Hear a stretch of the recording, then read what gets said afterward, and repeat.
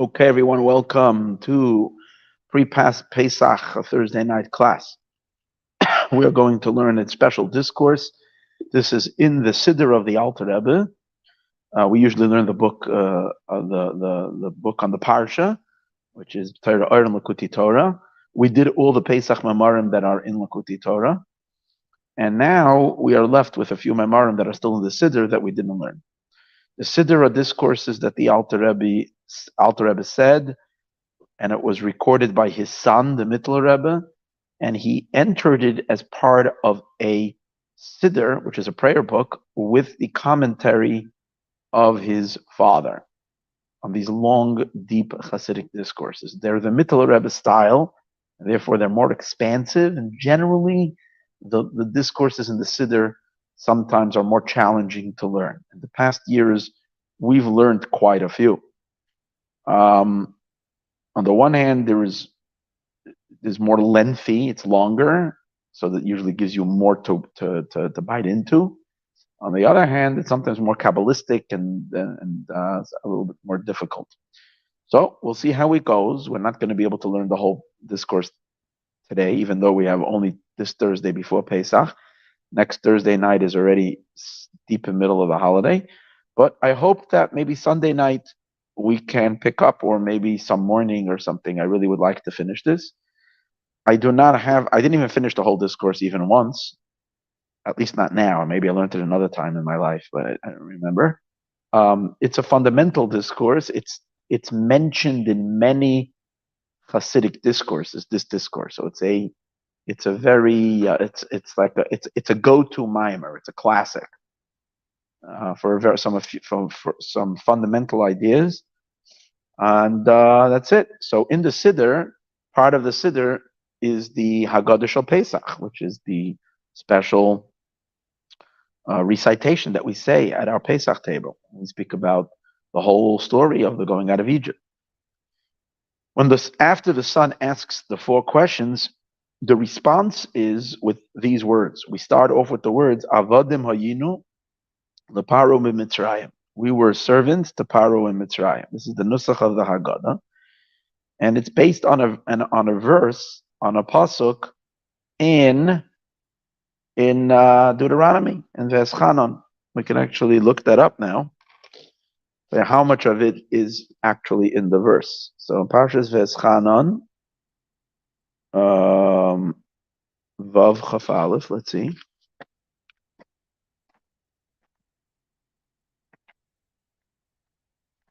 Parshas Veschanon, pasuk Vav Chaf Aleph. V'amarta lebincha, when your son will ask you, that's what it says. When your son will ask you, this is the wise boy's questions. What is the testimonials? What are the statutes? And what are the laws that God has commanded you? V'amarta lebincha, you should answer. You should say to your son, Avodim ayinu lepare b'Mitzrayim, that we were slaves to Pharaoh in Egypt, to Pharaoh in Mitzrayim. And God took us out with a mighty arm. So that's what we actually say over here in our Haggadah. When the child asks the question, we answer. And we say, literally the same words. The only thing is, here it only says in the pasuk, it only says, there's a slight differences. Over there it says, in the verse it says, Hashem mi Mitzrayim b'yad chazaka. God took us out of Egypt with a mighty arm. That's all it says. With a mighty hand. Here it says, in our liturgy of the Haggadah, Vayetzienu, the first few words are the same. We were slaves to Pharaoh in Egypt. Vayetzienu Hashem Elokeinu, and God took us out. Instead of Egypt, in the verse it says twice Egypt. Here it doesn't say Egypt the second time. It says Misham. God took us out from there. Biyad chazaka, with a mighty hand. And then it adds one more word, netuya, and with an outstretched arm. Okay? And that's the opening. This is really where the fulfillment of the commandment that you should relate the miracles of the Exodus. We're supposed to do it every day, but primarily the night of Passover. Pesach is when we do this. So this is the opening verse. So here we're going to learn, now in this discourse, the Alter Rebbe, and again, I'm praying that Hashem should open up my head to understand, and to be able to give this to break open. The reason why I didn't quit when I was learning it and I was getting hard was because I already know from the past that many times in the midst of the learning, it like suddenly opens up so clearly, and then it's like I say to myself, wow, imagine had I not taught this, what kind of gems we would have lost. So I hope the same thing is going to happen over here. In any case, but let me give you a little bit of just a outline of where this discourse is going. The discourse discusses the dynamics of exile and redemption based on the entire system of the cosmos. In other words, in the material physical world, there is a situation where we talk about exile, talking about the exile of the Jewish people. So the godly nation, the Jewish people are a godly nation selected by Hashem as a chosen people. So in exile, the chosen people are subjugated to other nations, whichever nation it was.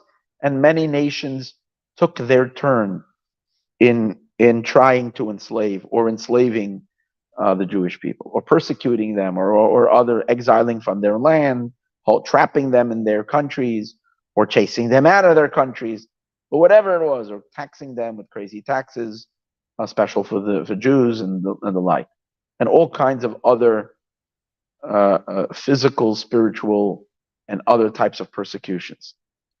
That's on the physical plane. And redemption is when God performs the miracle and we exit all of this. And things become beautiful. Things become nice. The Jews are given again their freedom. We can go, whatever.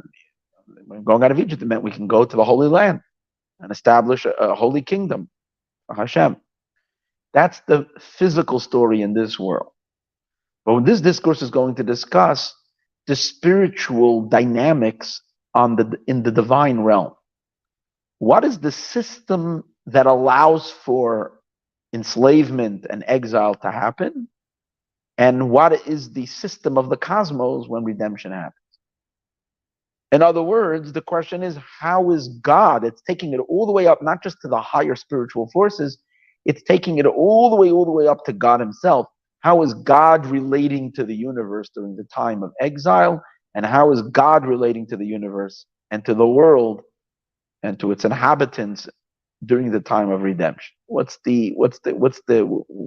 calls for exile and what calls for redemption? And the answer that he's going to explain is as follows. When God is being matter-of-factly engaged with the world, then there is exile. When God is being intimately engaged and involved with the world, then there is redemption. Now you can all go home and go to sleep. That's the discourse. When Hashem is being casual and not that caring about what's going on, withdrawn, removed, and he's keeping the world going and with a very, very, very external engagement, a very external involvement, then the forces of externalism are very powerful and strong, which are the klipa, which are the shells. And in that situation, Israel, the Jewish people, don't do well. They become very weak and subjugated. Because in a sense, God is asleep on his inner realm, he's asleep. And he's only operating on the most external, uninvolved state.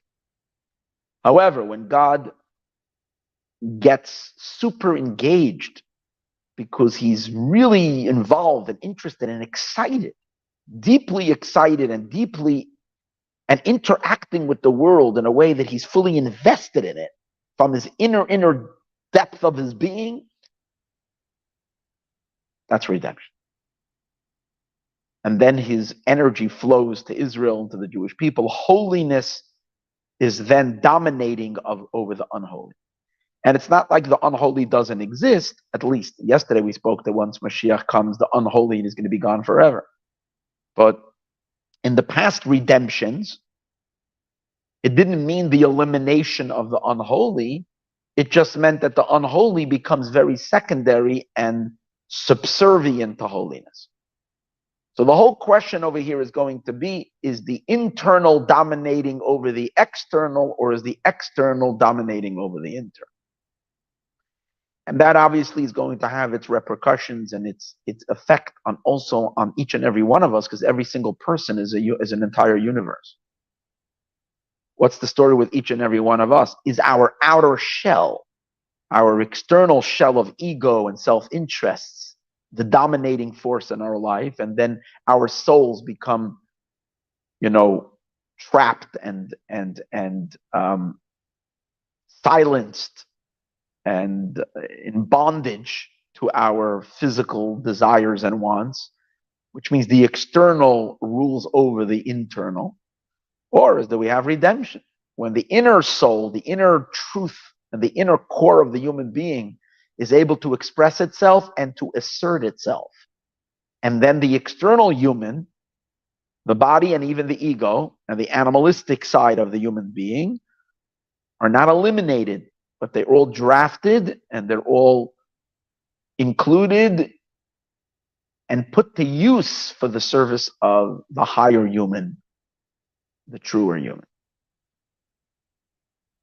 And that's what it is. That's where we have to transform next week, Thursday. We have to transform to liberate our deepest selves to gain full mastery and strength over our outer shell, our external life, because it doesn't even feel good. It feels very not good. It feels depressing when we have it upside down. It might feel superficially good, because you have very, very superficial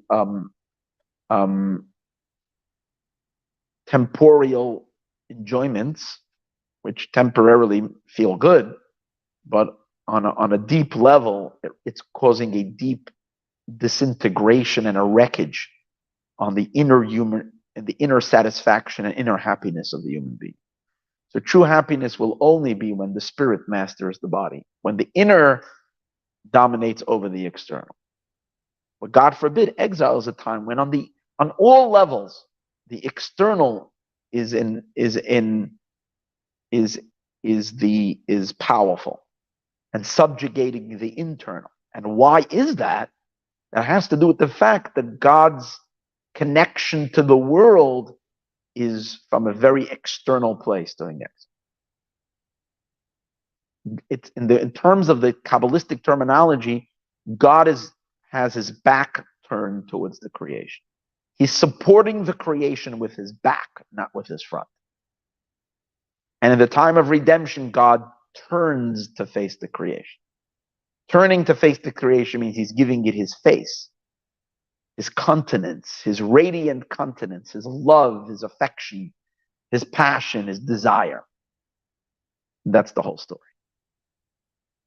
Let's read inside. And that's why we're going to learn Pharaoh, which was the king of the first exile. Pharaoh was the king of Egypt. In Hebrew, if you rearrange the letters of the name Pharaoh, you get the word ha'oref, which means the neck. Whose neck is it referring to? It's referring to God's neck. Pharaoh is plugging in order for Pharaoh down here in this physical universe to call the shots and control the Jewish people. It's because the spiritual high, way above Pharaoh down here. But the spiritual origins of Pharaoh above are plugged into the backside of God, and over there, he receives his power. Now, when God is connecting to the world merely from his backside, which means from his neck, from the back of his head, which represents that there's no deep interest and love to the creation. It's a commitment that he's going to keep, but without any inner enjoyment and pleasure. And then the Pharaohs of the world are very powerful. The external is very strong. And the world and people's lives are not about a relationship with God, just about the external, about the time and space stuff, about the physical, about the here and the now. about the temporal aspects of time and space and the pleasures that the world has to offer. But mindless existence, purposeless existence, all related to the backside. But when God turns to face the world, means he is very, very interested in it. He wants a relationship. He wants to bond. He's seeking to be close to each and every one of us. That has to do with us fulfilling his will and for us being committed to his will and what he's interested in. And then we invite him in to manifest and to reveal himself in the world. And that's his inner desire.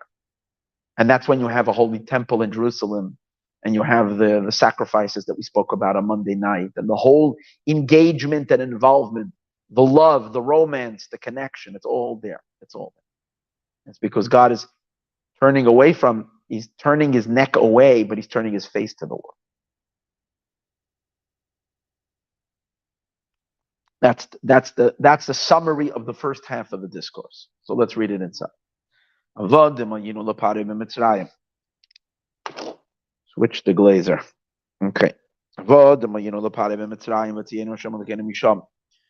We were servants to Pharaoh in Egypt, and God took us out from there with a strong hand, and with an outstretched arm. Obviously, this is all metaphorical. The verse is speaking metaphorical. God doesn't have an arm, and God doesn't have a neck, and God doesn't have a face. But he does have all these things. He doesn't have them in the physical connotation that we're used to. But he has all these features in an abstract, but level. But the reason we have these features physically, that's just a mirror and a reflection of what these things truly mean. So there is a Hashem's hands. So first he's going to deliver to us a Kabbalistic formula from the writings of the Holy Ari, in which he discusses what Pesach is, and what the miracle and what happened. And then he's going to unpack what that means. You know, the Kabbalistic terminology is a heavenly terminology. It's a code. It's a code that is meaningless to most people. For that, you need to have the great Hasidic masters who've opened it up and has given to explain what these mystical or cryptic statements mean. So let's see what first we're going to have the cryptic statement. It is explained in the writings of the Ari. There's two books of the Ari. One is called Pri Etz Chaim, which is the Arizal on the daily and holidays. It's like the Orach Chaim of Shulchan Aruch. In other words, in Kabbalah, the Arizal writes the permutations and the meditations that apply to every day, waking up in the morning, getting dressed, saying your morning blessings. And he takes you through the Kabbalistic realms, the Kabbalistic meditations for every single part of and prayer, primarily through prayer. And then in the morning, and then for the blessings we make over food, and throughout the entire day. And then when he finishes the day, the regular day, and the deeper Kabbalistic meaning of it, he then goes into the holidays, Shabbos, Rosh Chodesh, and then the three holidays, explaining what you should have in mind when you're saying Kiddush, and what you should have in mind this part, and what's the underlying Kabbalistic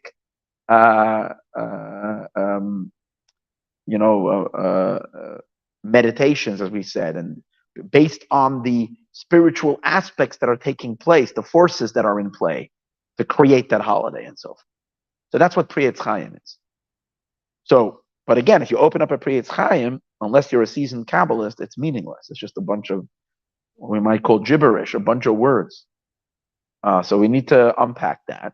There's another book called Mishnas Chasidim, which is also a collection of one of the students of the Holy Ari.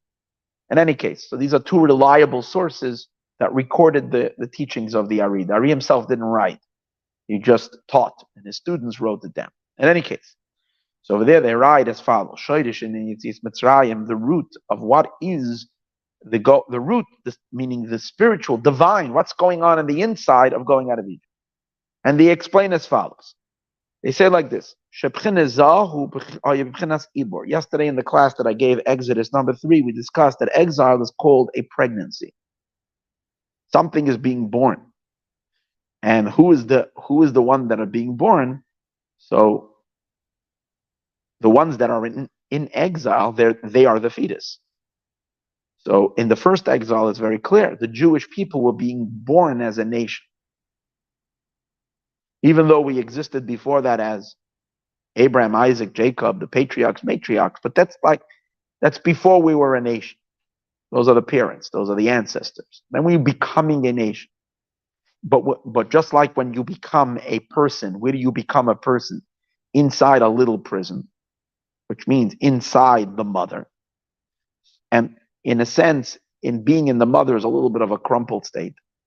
On the one hand, it's a very, very, very wonderful, cozy experience for the fetus, and it's a nice experience. But on the other hand, it is considered an imprisonment. So spiritually, the Jewish people are constricted in a constriction, whether it's physically or our souls constricted. This constriction is not as I mentioned yesterday, it's not punishment. It's because we're being born.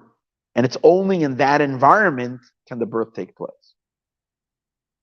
So the Arizal says, the Holy Ari teaches that when we say the Jewish people down here are in exile, that's a reflection that our spiritual divine source is also in exile. Israel is in exile, but who is Israel? There is Israel as it manifests down here in this world, and that is Israel, the Jewish people. But then there is our souls in heaven. And then there is the souls of our souls, which means really our origins of origins. So there is a collection of divine attributes that's called Israel. So God himself is called Israel. But that aspect of Hashem called the divine emotions. Kindness, severity, compassion,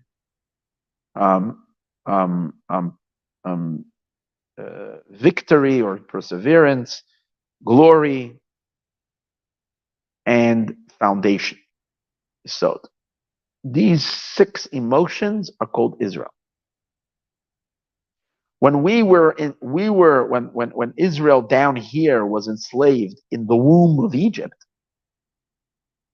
it was because the divine attributes above were also not in a revealed state. They were being born. They were in a fetal state.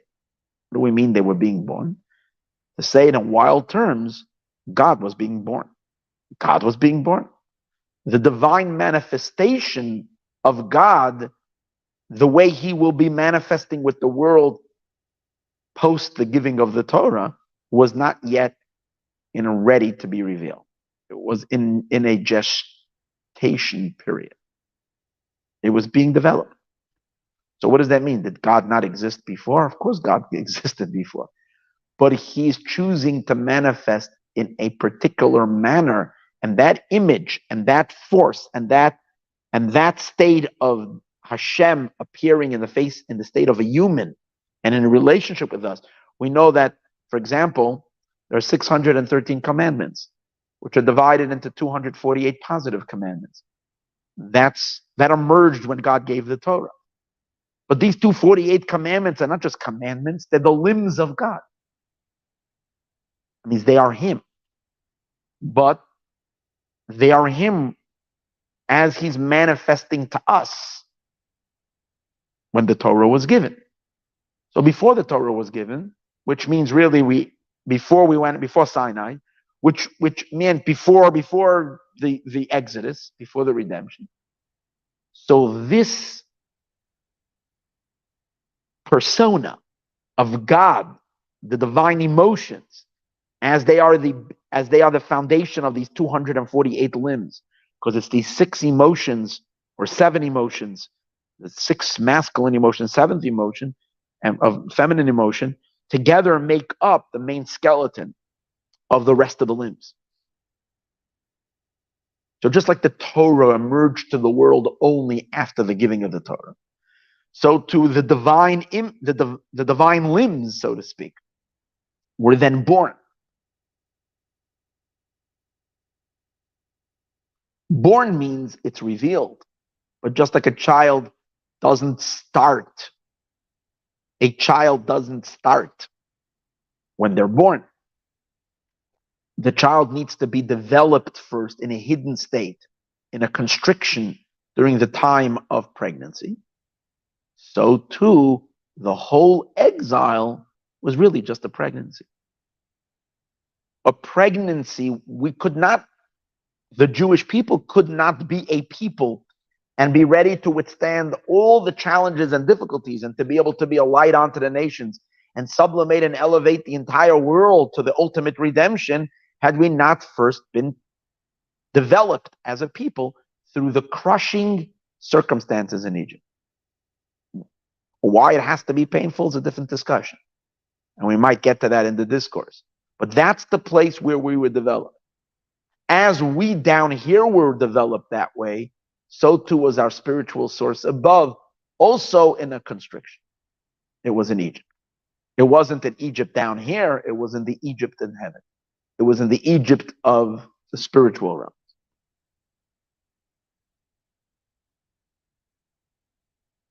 So now, as he says, Shebchina Ze'er Anpin, the Ze'er Anpin. The Ze'er Anpin means the small face of God, which is called, as we mentioned, the 6 divine attributes. Hoye Bebchinas Ibur was in a state of a fetal state. But where did the pregnancy happen? Like every pregnancy, in the mother. Be'ema, in the mother. Now, let's stop for one more important idea. Emotions in general are called children. Kabbalistically, the emotions are called the children. Why? Because every emotion, even we understand it within ourselves. All of our emotions are born out of our intelligence. When we have intelligence, when we have certain knowledge and recognition of certain phenomenon, that can lead us to get excited about that phenomenon. What's an emotion? An excitement.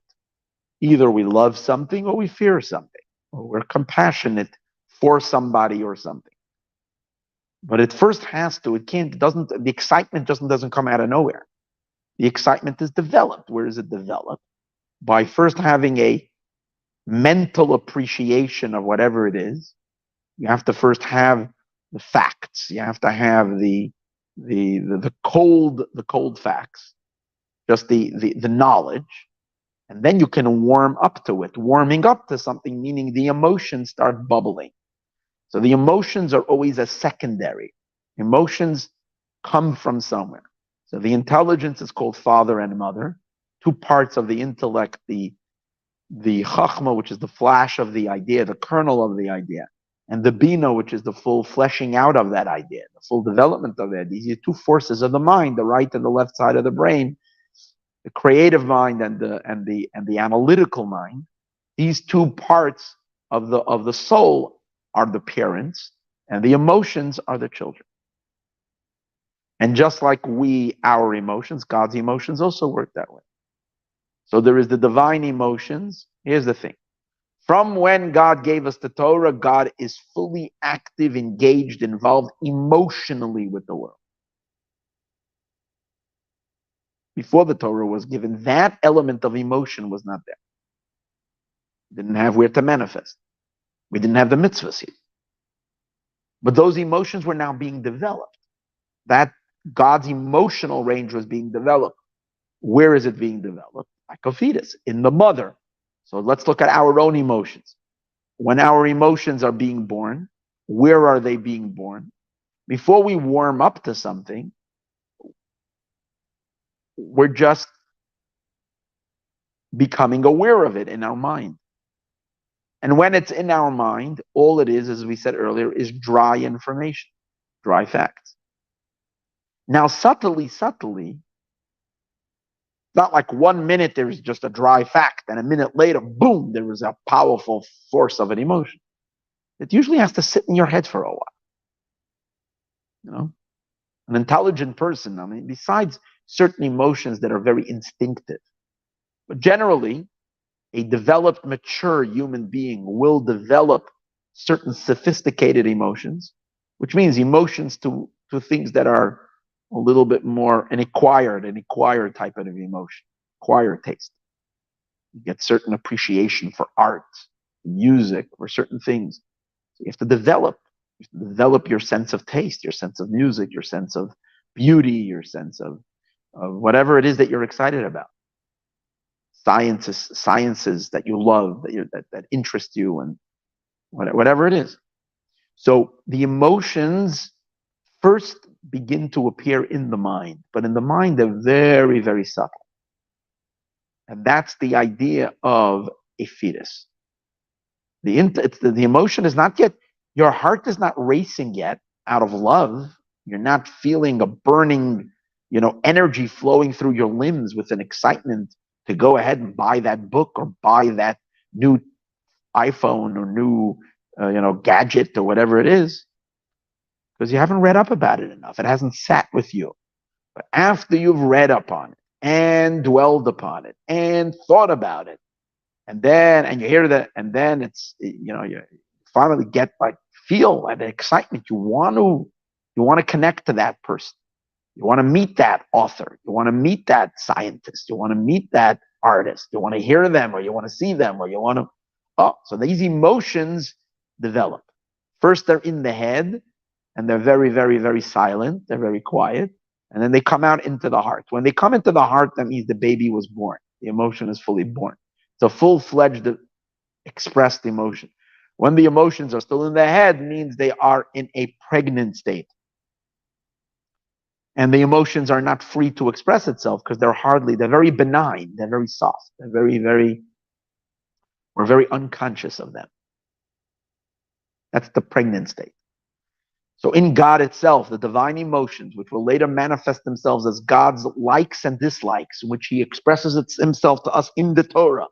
Before in Egypt, these ideas and these emotions were in the development state inside God's mind. So now let's give it mystical terminology. The Ze'er Anpin, the 6 emotions, were in their mother, which is the Bina. The Bina, which is the mother, which means divine understanding, was incorporating the divine emotions. Ibur was a state of pregnancy, be'ema in the mother.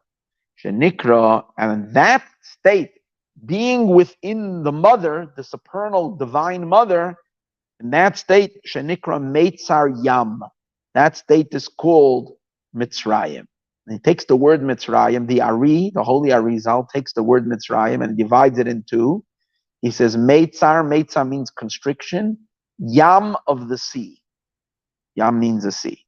So be constricted in the sea. Well, it makes sense. A little baby is inside the ocean. It's like the whatever that liquid is called that the baby is submerged in. So it's the same thing over here. The supernal cosmic baby, the cosmic emotions, the divine emotions, are still lost within the mother. But now there's another meaning in the word Yam. The word Yam has a Yud and a Mem. What does that mean? Ki Yam, because the word Yam, which means sea, not only does it in general referring to the mom, the womb of the mother, but more than that, it's the Yud of Chachma. Yam as a Yud and a Mem, a closed Mem. So the Mem represents the womb, the closed womb that's not giving birth. A Mem is a closed letter. It's the only letter. Mem and a Samach are the only 2 letters that are completely locked. So the Mem represents the mother's womb. Related to Bina, because the sages say, Ben Arboim Labina, when you're 40 years old, you've reached maturity of your Bina. So Bina is very strongly associated with the number 40, which is the Mem. But what's inside that Mem is the fetus, which is the Yud. Which the Yud is from Chachma. What does that mean? How's a baby born? Who delivered the baby to the womb? Comes from the father. The father is the chachma. It's like, let's talk, how do you create an emotion?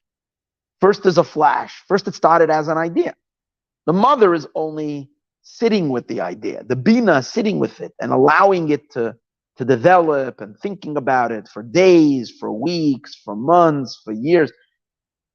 People that are really deep people and they think about things a lot don't get excited about something sometimes till the idea has been sitting with them, or at least that they should share that excitement. You have people that are the deepest thinkers. Imagine they can be walking around silently with an idea for 10, 15 years.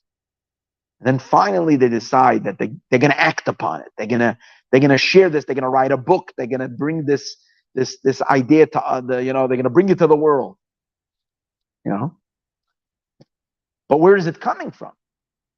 One day, out of nowhere, boom, their creative mind spit out an idea, like and then they weren't kind of, then it sits in the womb of the mother. It sits in the bina and the analytical side of the mind for a very long time. Usually, in the birth of a child, it's 9 months. The actual intimacy and the transporting of the seed, which is the essence of the idea, takes a minute. The gestation period, the pregnancy is 9 months. So in our case, what are we talking about? There is a divine seed. There is God's idea. He wants a relationship with the world. He wants a system through which he will express, and a system that will actualize and based on his wisdom, and then turning into his emotions with the wills and the things he likes and dislikes that he will reveal in the Torah. That will come down as God's emotions, through which he will establish a relationship with us. But all of this was not yet expressed. Basically, Mitzrayim was a state where there was something brewing, but was locked and couldn't express itself from God's end. And the reason it couldn't express itself because it wasn't ready to be expressed yet. It needed this gestation, and that's what it's called. Pregnancy is called gestation. It's that period of time for it to fully develop. What's going on during that development? What's going on is that the yud, which is the seed, the main power of the child is the father's seed, is now being stopped. Not stopped in a bad way. It's being held up in the womb by the mother. She's holding it in order for it to develop. And when it's finally fully developed, she will release it and the child will be born. So now we're getting an idea of this cosmic, isn't this phenomenal? This cosmic understanding of the pregnancy, what's taking place. There is a divine pregnancy. There's a godly pregnancy that's taking place. A flash of God's chachma, which is the yud, is inside the cosmic mem, this powerful bina, which is holding the yud, and it's locked. If it would be an open mem means the womb is open. That's why redemption is when the mem opens up. A closed mem is referring, right?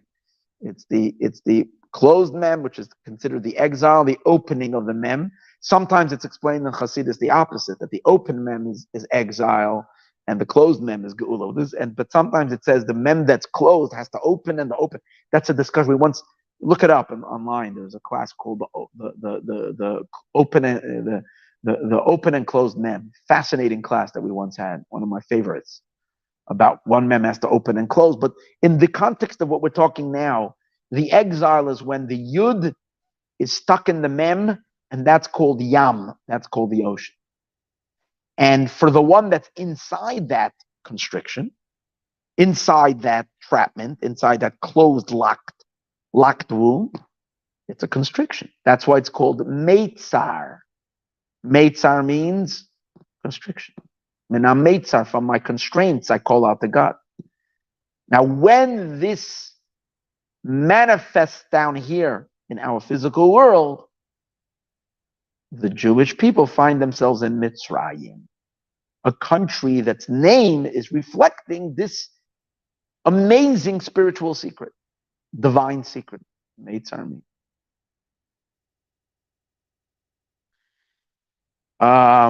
shenikra meitza yam ki yam. Let's read it again. Ubchenes nekudas yud chachma. It's the nekuda of the yud of the chachma. Kishuhu behelam bebina, when it is concealed in the womb of the bina. Shenikra mem stima, which is called the closed mem. Okay. Now the question is, okay, bina is holding on, not allowing the yam, and that's why it's interesting. Now we'll also understand why when we went out of Egypt, what happened? The sea split open. The sea splitting open means the womb opened up and the birth happened. So when we were really born by the splitting of the sea. Now it makes perfectly sense. The sea, which is the yam, had to split open.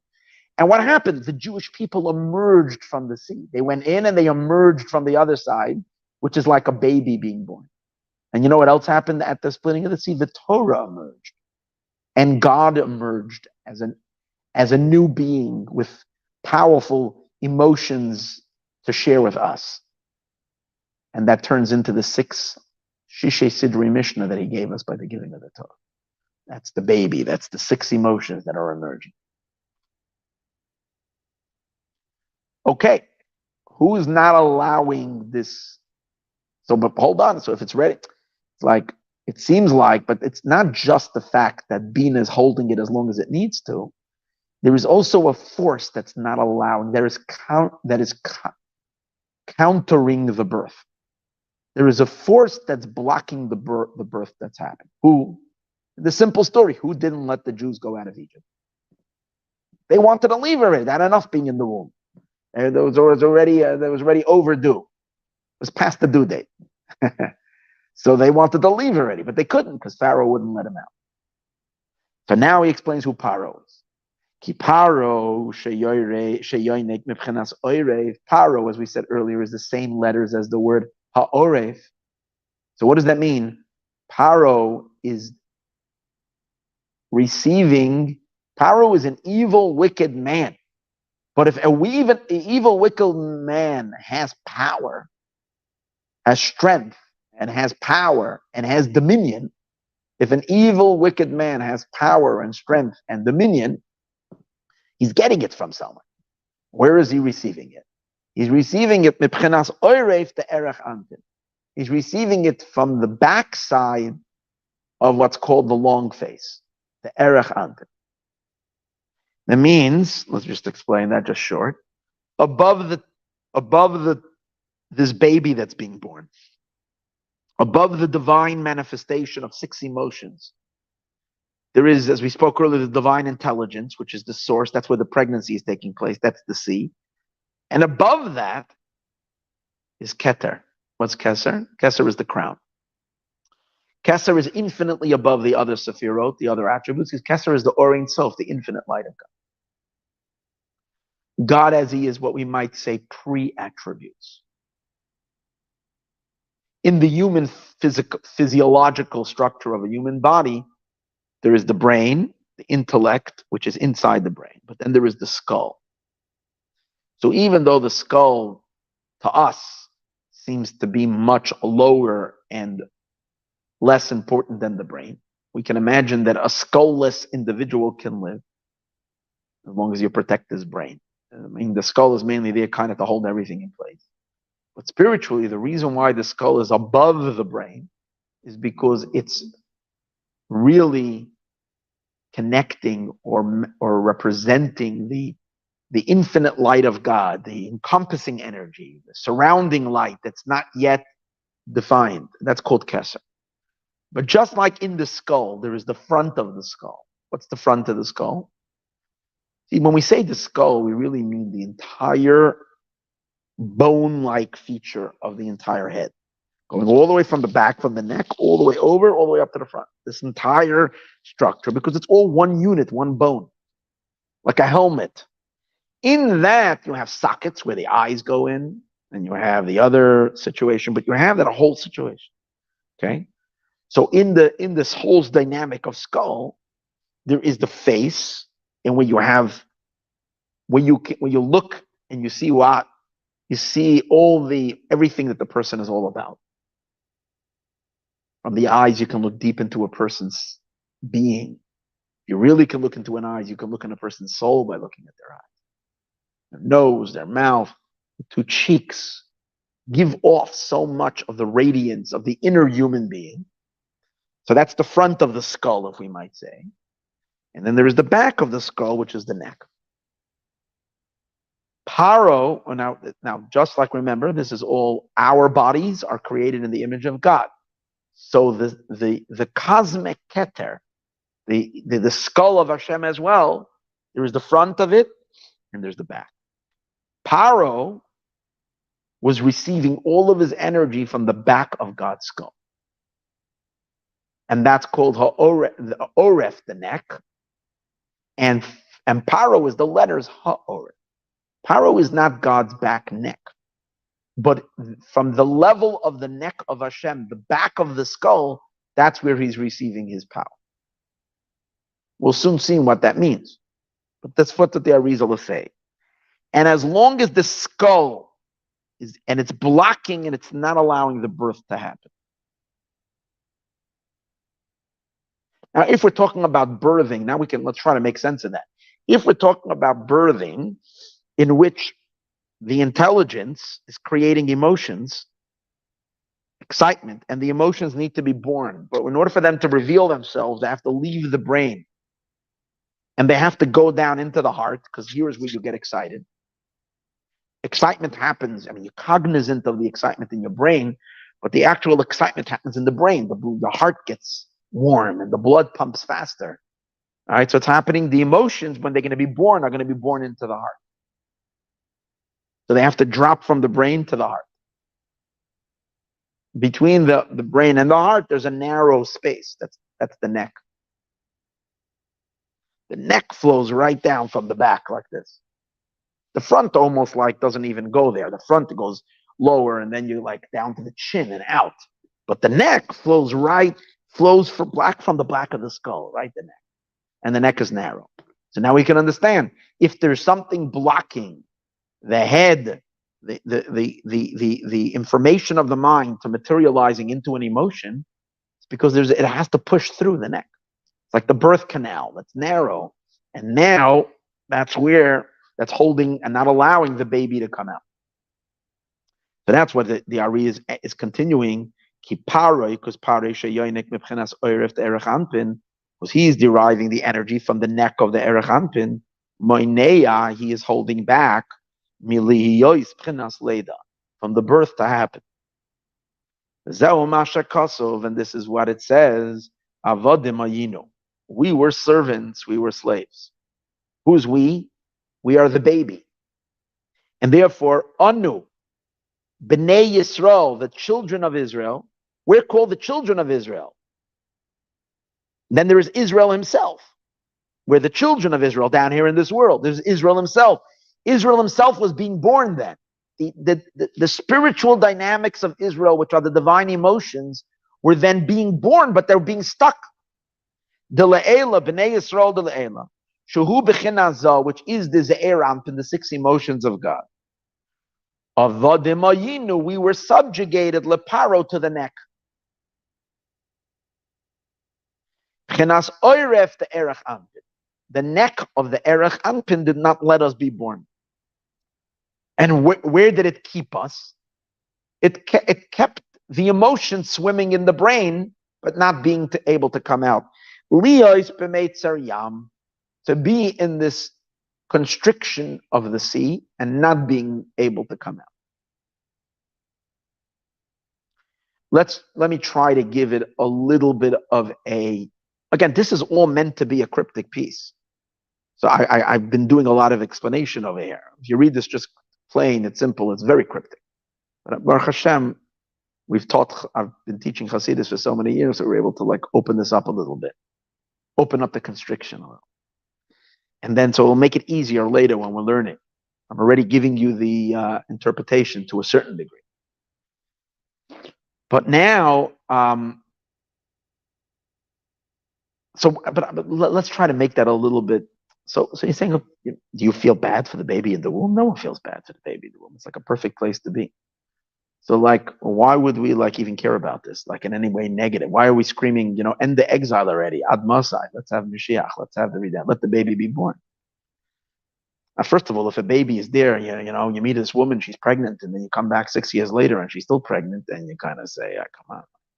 It's nice to me, but come on. And especially if it's talking about hundreds of years. So how long is this pregnancy? So, but but we can understand it within ourselves a little bit.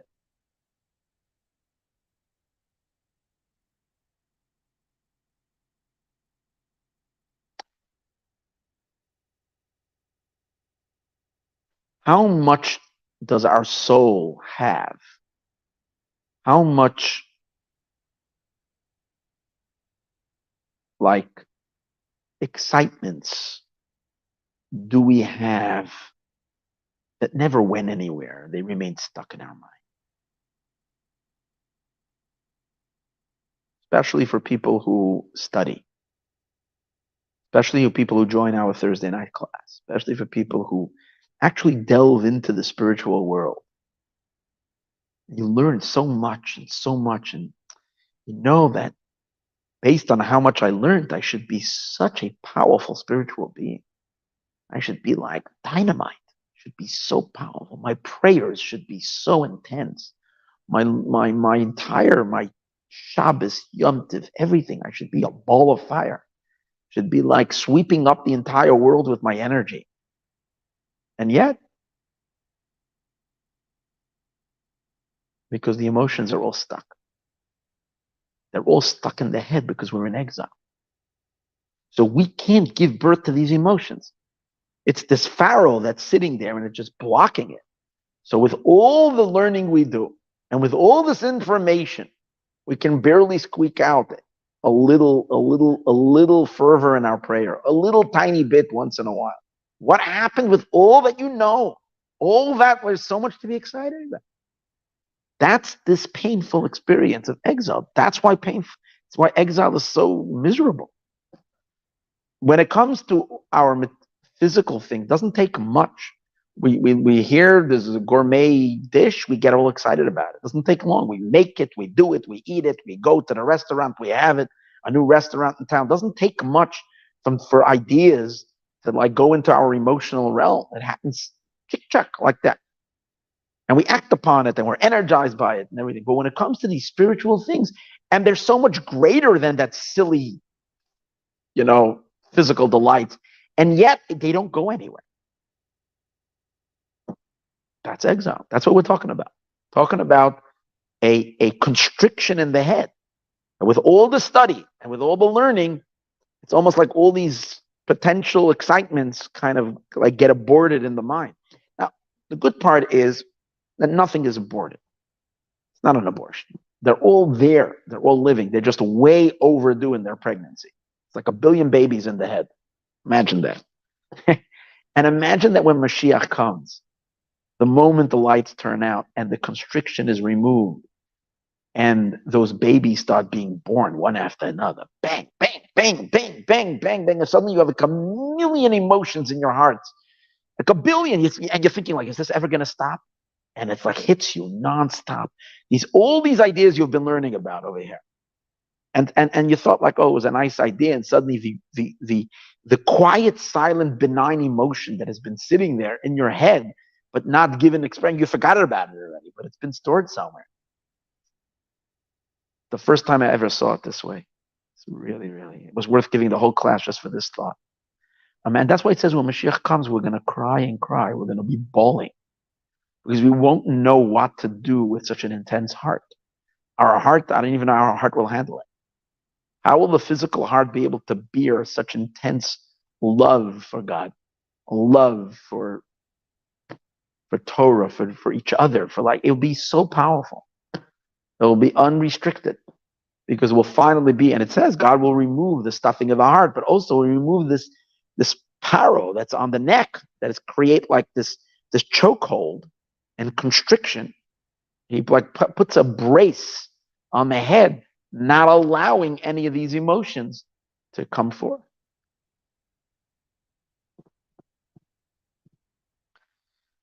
So how do we get out of it? How do we release all that? So if it's Hashem Elokeinu, So the way the redemption came about was Vayitzienu Hashem Elokeinu, and Hashem Elokeinu took us out. It refers to two names of God: Hashem, the Tetragrammaton, and Elokeinu. So he's explaining both these names are referring again to the level of God referred to by the skull. Erech Anpin, the long face, again, which refers to the infinite, the level of the infinite, higher than the attributes, the Erech Anpin. From there came the power for the redemption, which means for the birth. Tiyenu Hashem Elokeinu means God helped us be born. How? Chinas Erech Anpin, and he used biyad chazako b'zraya netuya, with a strong hand that went outstretched arm. These are referring to the two arms of the Keter of the crown. The two arms of Keter, of the Erech Anpin, those two arms overpowered Pharaoh, the neck, and allowed for the birth of the spiritual birthing to take place. Through the two arms of the Erech Anpin, Ayin Sham Barichos. See over there at Great Land. So the Alter Rebbe just gave you a very abridged version of what it says in the Ari. Based on this, he says, and now let's understand what all of this means.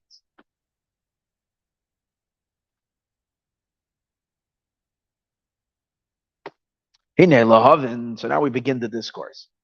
This was a little Kabbalah. Now we're going into the meat. To understand all of this, let's first preface. First, let's understand the concept of God's name. One of the things that happened by the going out of Egypt is what was revealed was Yud Kei Vav Kei. Before the going out of Egypt, God was known as Elokim. When we went out of Egypt, God now reveals himself as Yud Kei Vav Kei with the Tetragrammaton. Ani Hashem. Now, based on what we just learned, we already understand this. Because the Yud Kei Vav Kei is God now emerging. Yud Hey are the intellect. The Yud is the intellect, and the Hey is and the Vav Hey are the six emotions, and the latter Hey is the Malchut. So this Yud Kei Vav Kei was blocked. It wasn't even here yet. It's a new baby, meaning a new entity, it's God, but God now appearing in a certain way to be able to communicate his very self in a very deep way, in a way that we can receive him. We can internalize it in us. And that's the whole idea of Yud Kei Vav Kei. Through that, God is coming down. So the whole idea of going out of Egypt was Ani Avaya. It should be revealed Yud Kei Vav Kei. And Yud Kei Vav Kei is the Torah. The Torah is Yud Kei Vav Kei. Every mitzvah is plugged into somewhere. Some mitzvahs are related to the Yud of God's name. Other mitzvahs are related to the Vav of God's name. Other to the upper Hey, to the lower Hey. So the Torah is a Yud Kei Vav Kei. But the Yud Kei Vav Kei needed to be born. And that's why Hashem says to Moshe, right? And when Moshe cries, why have you done bad to your people? God said, I had to be born. Ani Havaya, I am Yud Kei Vav Kei. Till now, this Yud Kei Vav Kei was not revealed. The Tetragrammaton was not revealed. But now it will be revealed. This is the baby that's being born. I'm breaking through the constrictions to be born now so that I can be in a relationship with you. You'll be born too. There'll be a birth happening on both ends. So I last week, Shabbos, this class was not given for a recording because Shabbos we can't record. So this past Shabbos, I shared the teaching from Rabbi Yitzchak Ginsburg, which I thought was phenomenal, where he talks about if you add up all the numbers that there are by the Seder that are significant. So I'm not gonna do it. He basically explains that in the Seder you have number 3 that's significant, the 3 matzahs, and it repeats itself more than just the 3 matzahs. Pesach matzah moror. There's a couple of 3s that are significant at the Seder. Number 4, the 4 sons, the 4 cups, etc. Many other things. Number 5, We add a fifth. We add a fifth cup, the cup of Eliyahu. In the times of the temple, they had a fifth question. There's a fifth son at the Seder that the Lubavitcher Rebbe revealed that there's a son who doesn't even come to the Seder, not just four, there's a fifth.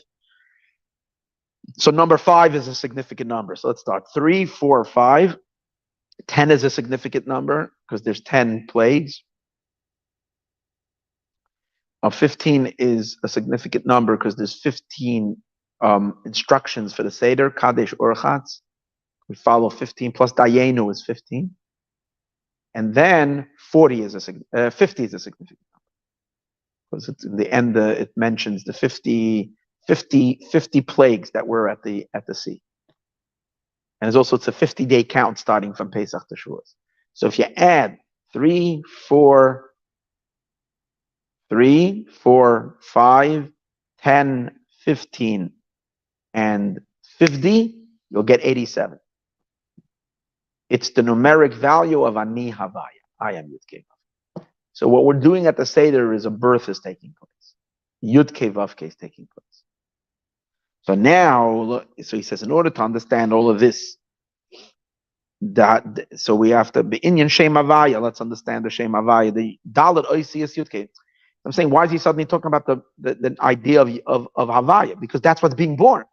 We just mentioned that there was a constriction and something being blocked, and now a fetus needs to be born. What's that? That's Yud Kei Vav Kei. So let's understand the 4. So V'kutzei Shel Yud. But when we notice in the Yud Kei Vav Kei, there is really 4, but as mentioned, there's also a 5th. What's the 5th? On top of the Yud, of the first of the Yud of Hashem's name, there is a little pointer. And that pointer is a whole new level. And a whole new level means above the name of God. Which is indicating Keser, the crown. Kidu as it is known. So Yud is Chachma, the Hey is Bina, the 4 is the 6 emotions, and the latter Hey is Malchus. And the pointer on top of the Yud is the crown. The Yud is known, the Yud Ubchenas Chachma. V'hakoit shal gabe Yud, the Yud is Chachma, and the pointer or the little pointy thing that's on top of the Yud, Ubchenas HaKeser. What does Keser mean? What does crown mean?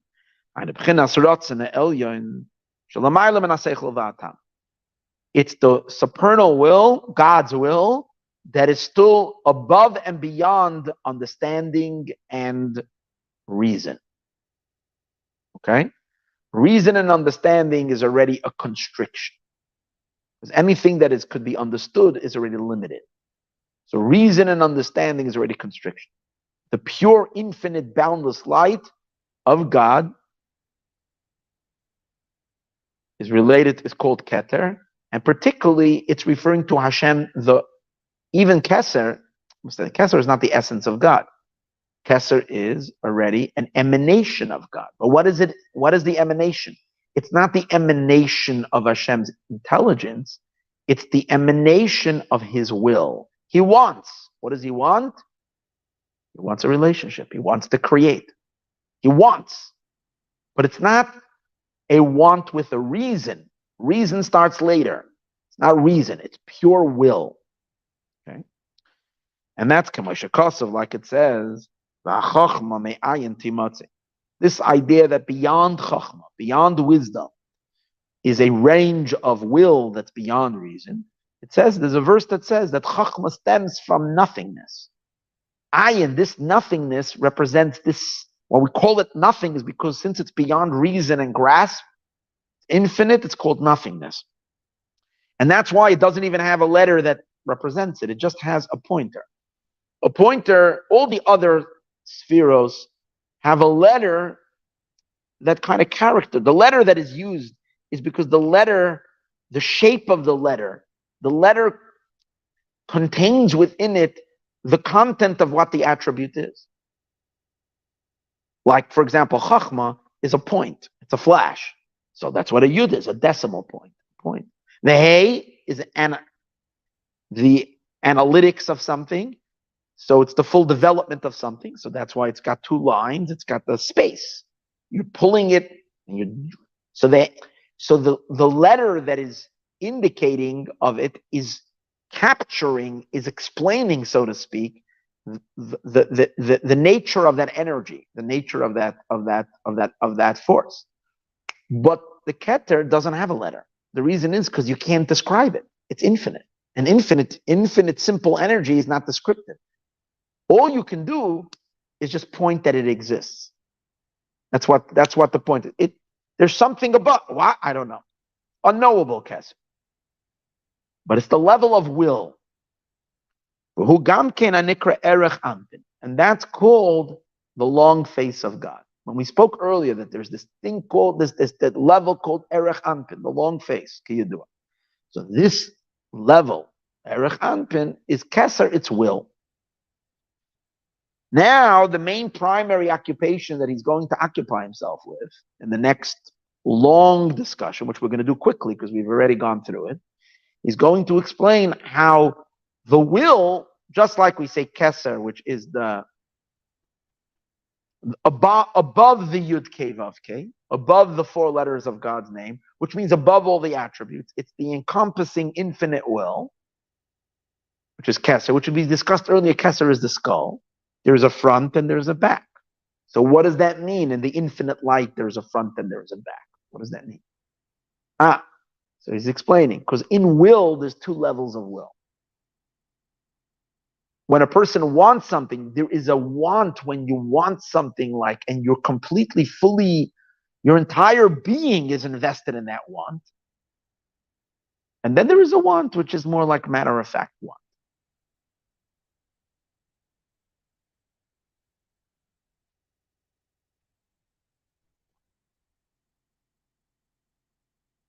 So let's try to get a little bit of something of it. We're not, you see, we're talking over here in a very primordial beginning stage of a connection. Because the sophisticated, complicated, developed element of the relationship is going to start when you have all the nuances of intellect and emotions. It's like a person who you are already deeply steeped in your life. You're completely intertwined with that individual, with your emotion. And it's very complex, all kinds of emotions that are layered and covered and intertwined. And there's you understand each other. There is the intellect and there is the emotion. And emotion is complex in so many aspects as you relate to this individual, this person. So the relationship is very, very, very developed. But we're talking about a level where you're in a new place, you moved into a new city, you don't have any emotional bond with anybody. You're just stepping out onto the street to see what's going on. So your will, what is your will? Your will is taking you out of yourself. When you're just in your own house, in your own thing, then you're just in your essence. Fine. Now you want to connect. So you have will, plain will, simple will, no emotion yet, just will. But now let's take a look, two levels of will. One level of will is you're going to the community park, you're going to an event because you want to meet people. You want to make a friend. You walk in, whether it's this party, it's the social gathering, and because you want to make a friend, your will is very, very strong and very deep. Doesn't mean that you're going to find the friend you're looking for, but you want to sit down with a cup of coffee with somebody. You want to have a beer with somebody and talk to them. And when you're talking to them, it's not matter-of-factly. You're really giving your will there. You want to talk. You want to connect. You want to find a companion. But how about if you're invited to be a guest at a certain thing, a dinner, and you have to go. For whatever reason, you owe this person a favor and you have to show up. You don't want to go. Everything in you doesn't want, you so don't want to meet people now. You're not interested in anybody. You don't want, but you're going to be sat by a table. And they're complete strangers and you're sitting by the table. So what are you going to do? You're going to be rude? But you're so not interested. You're just, your mind, you're not in a headspace where you're looking for new friends and to meet new people. So you're casual, hi, and you make small talk. Yeah, where do you live? Okay, right here. Next. So there is will there, because if there wouldn't be will, then you wouldn't be opening up. You'd stick your phone in your face and you'd be rude and just be, checking your emails and your other things, watching, I don't know what. And because you're not interested in talking to anybody, leave me alone. But if you're being just polite and nice, so there is will. The reason I'm talking about so much giving this example is I'm trying to find an example where it's not yet emotion. There's no emotion here, and there's no intellect. You don't know anything about anybody yet. There's will there. There's just plain simple energy of your soul to step out of self and to connect. But there's different levels. There's when you're connecting and you're seeking a relationship and you want, and then in the conversation, you're really paying attention and you really veer from a very deep place, from a strong inner place. And then there is a place where you're just doing it because you have to, because you have no choice, and so on and so forth. So your will is also there, but it's external. That's called your neck. It's almost like if we were to look into the inner soul, when you're sitting down in the first case and you're talking to people, you're showing them your face. And when you are in this latter scenario where you're just saying hi because you have to, we're just going to make light talk because you have no choice, you're really sitting and talking to the person from your back. Because you're not really interested. You hope they're not going to start telling you their whole life story and their whole thing because you really don't want to talk right now. But, you're just nice, so you're going to sit there. Kind of.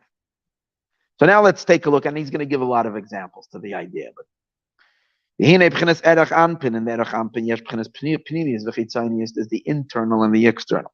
They're called face and neck. The Indian and the idea is as follows. That in will there's two levels. There is the inner and the outer. When we say two is general. But really within the two there is so many different gradations of levels.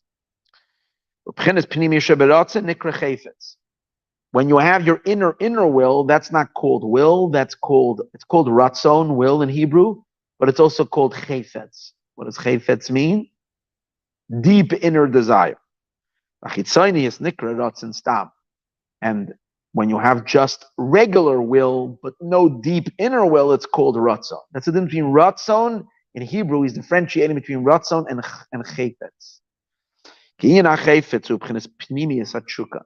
Chayfetz is when your desire is from a very deep core place. You have a deep inner longing, from the inside of your soul. Kamoi gives an example. We find in Bereshis the story of Dinah and Yaakov, when sadly it's a sad story when Dinah was abducted and raped by this by the Shechem guy, by Shechem, the mayor, the son of the mayor over there.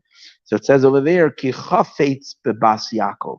He desired the daughter of Yaakov. Now over there it was a very intense desire.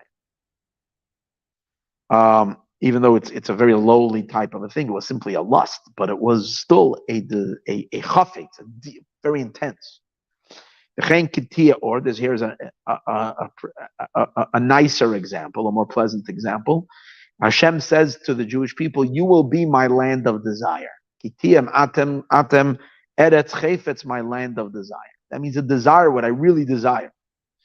Which isn't the case when there is the external desire. It's not coming from the inner part of your soul. It's very external. It's like skin deep. It's shell. It's only a shell. You're not giving it anything deeper than your most external, superficial attention. Which is called the backside. And external alone. Al derech mashal. And now he gives a few examples. He gives actually 3 examples. The Ezer Rotzen, and when there's a desire, Be'esek Masel Matan, when a person is going to work and you're going to engage in some kind of a business deal, in which one can make profit.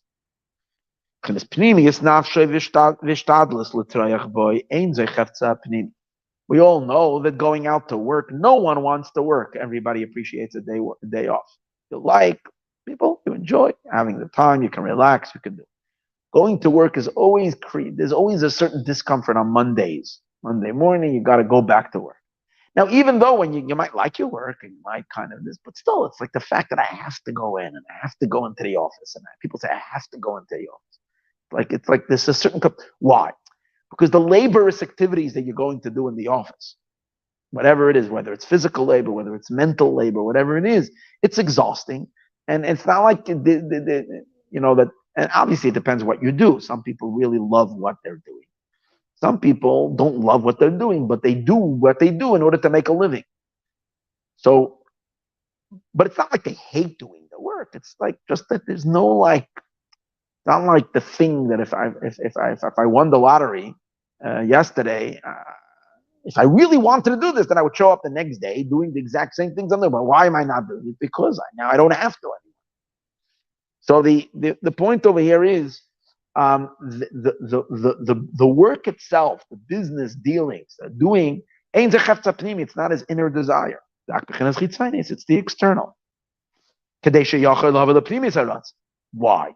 Because there's no way to get to what you really want without going through the external. Why? Because what do you really want? You want the money.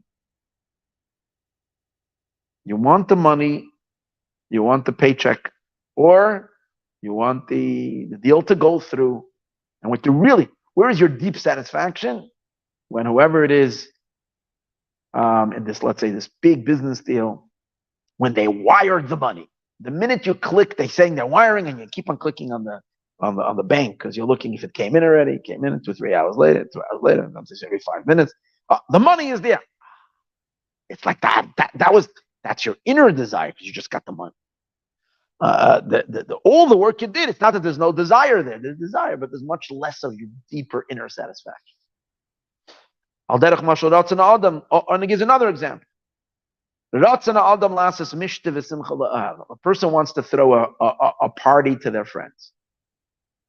Okay? Yeah. You want to make a party for your good friends. Maybe it's your birthday or some other occasion. Which is your main desire. Now, on the invite list, in order for the party to be a party, you don't want it to be dull and dead. You want it to be happening. So you want a lot of people there. You want to throw a nice, good, it should be dancing and music and energy and all that stuff. So you need, and once you're throwing a party and this and that, you're inviting already, acquaintances, people by the way, I'm having a party tomorrow night, you can come over. But it's not the first person you wrote your list on. Your list is your 10 best friends, 5 best friends, whatever. You really want them to be there. The rest is because you're making a party. You want it to be happening. Everybody else, the neighbors are invited. Everybody's invited. The Yirtzabem Gamkein, and you want them also. You want people because you want the party to be a nice party. Because when a person is joyous, you want it to be happening. When a person is happy, you want everybody to eat and you want everybody to rejoice. Happiness likes company. So you want to have everybody to be there to rejoice and to be happy. Nevertheless, you don't have your inner desire over there. But only external and secondary. It's the back of your will. It's not your. And how do you know that? What happens if you have an invite list and an RSVP? You sent out to for 200 people, and you get a cancellation. So if it's the people that you're just inviting because you have to whatever, okay. But if it's like from the 5 best friends that they're not going to be at the party, it really. And if you get 2 cancellations of your best friends, it's like you're almost thinking like, why am I doing this all? Suddenly you lose all your interest in this entire party, this entire event, because you're not making it for everybody else. Although it's pleasing that they're all having a nice time and everybody will be there, but there's an inner desire. It's these people that I want so much to celebrate with. You got these. By everybody, there is desire. Because if there wouldn't be desire, you wouldn't be feeding them. You wouldn't be spending money. You're spending money because you want everybody to have a good time. But in the want itself, there is the want that only has the external you, and there is the want that has the soul of it. That's considered the inside and the outer part of the will. And this is the rule. Where the face of the panim means the face, but also means the inner, the inside of the desire. That's where the energy is flowing in a very pneumius, in an internal way. Because you want it in a very deep way, so you're also channeling that energy into the internal aspect of the recipient. But in that which you don't want, essentially, you want it, but you're not really, but only from the back and external.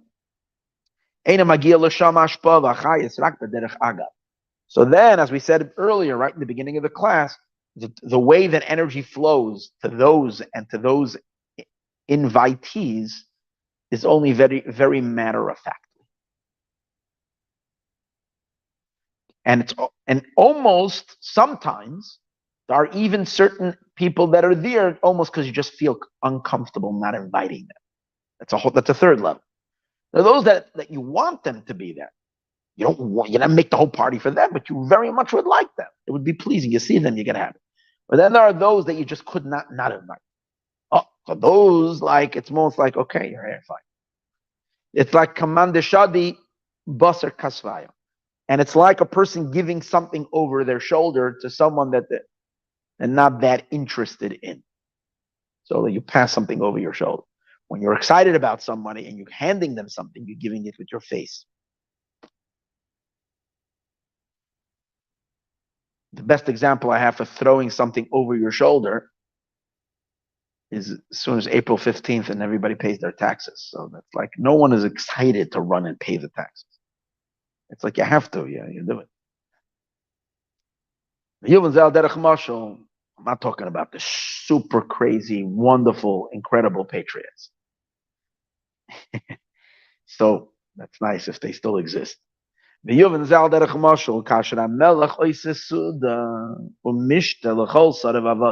to take it and expand even further.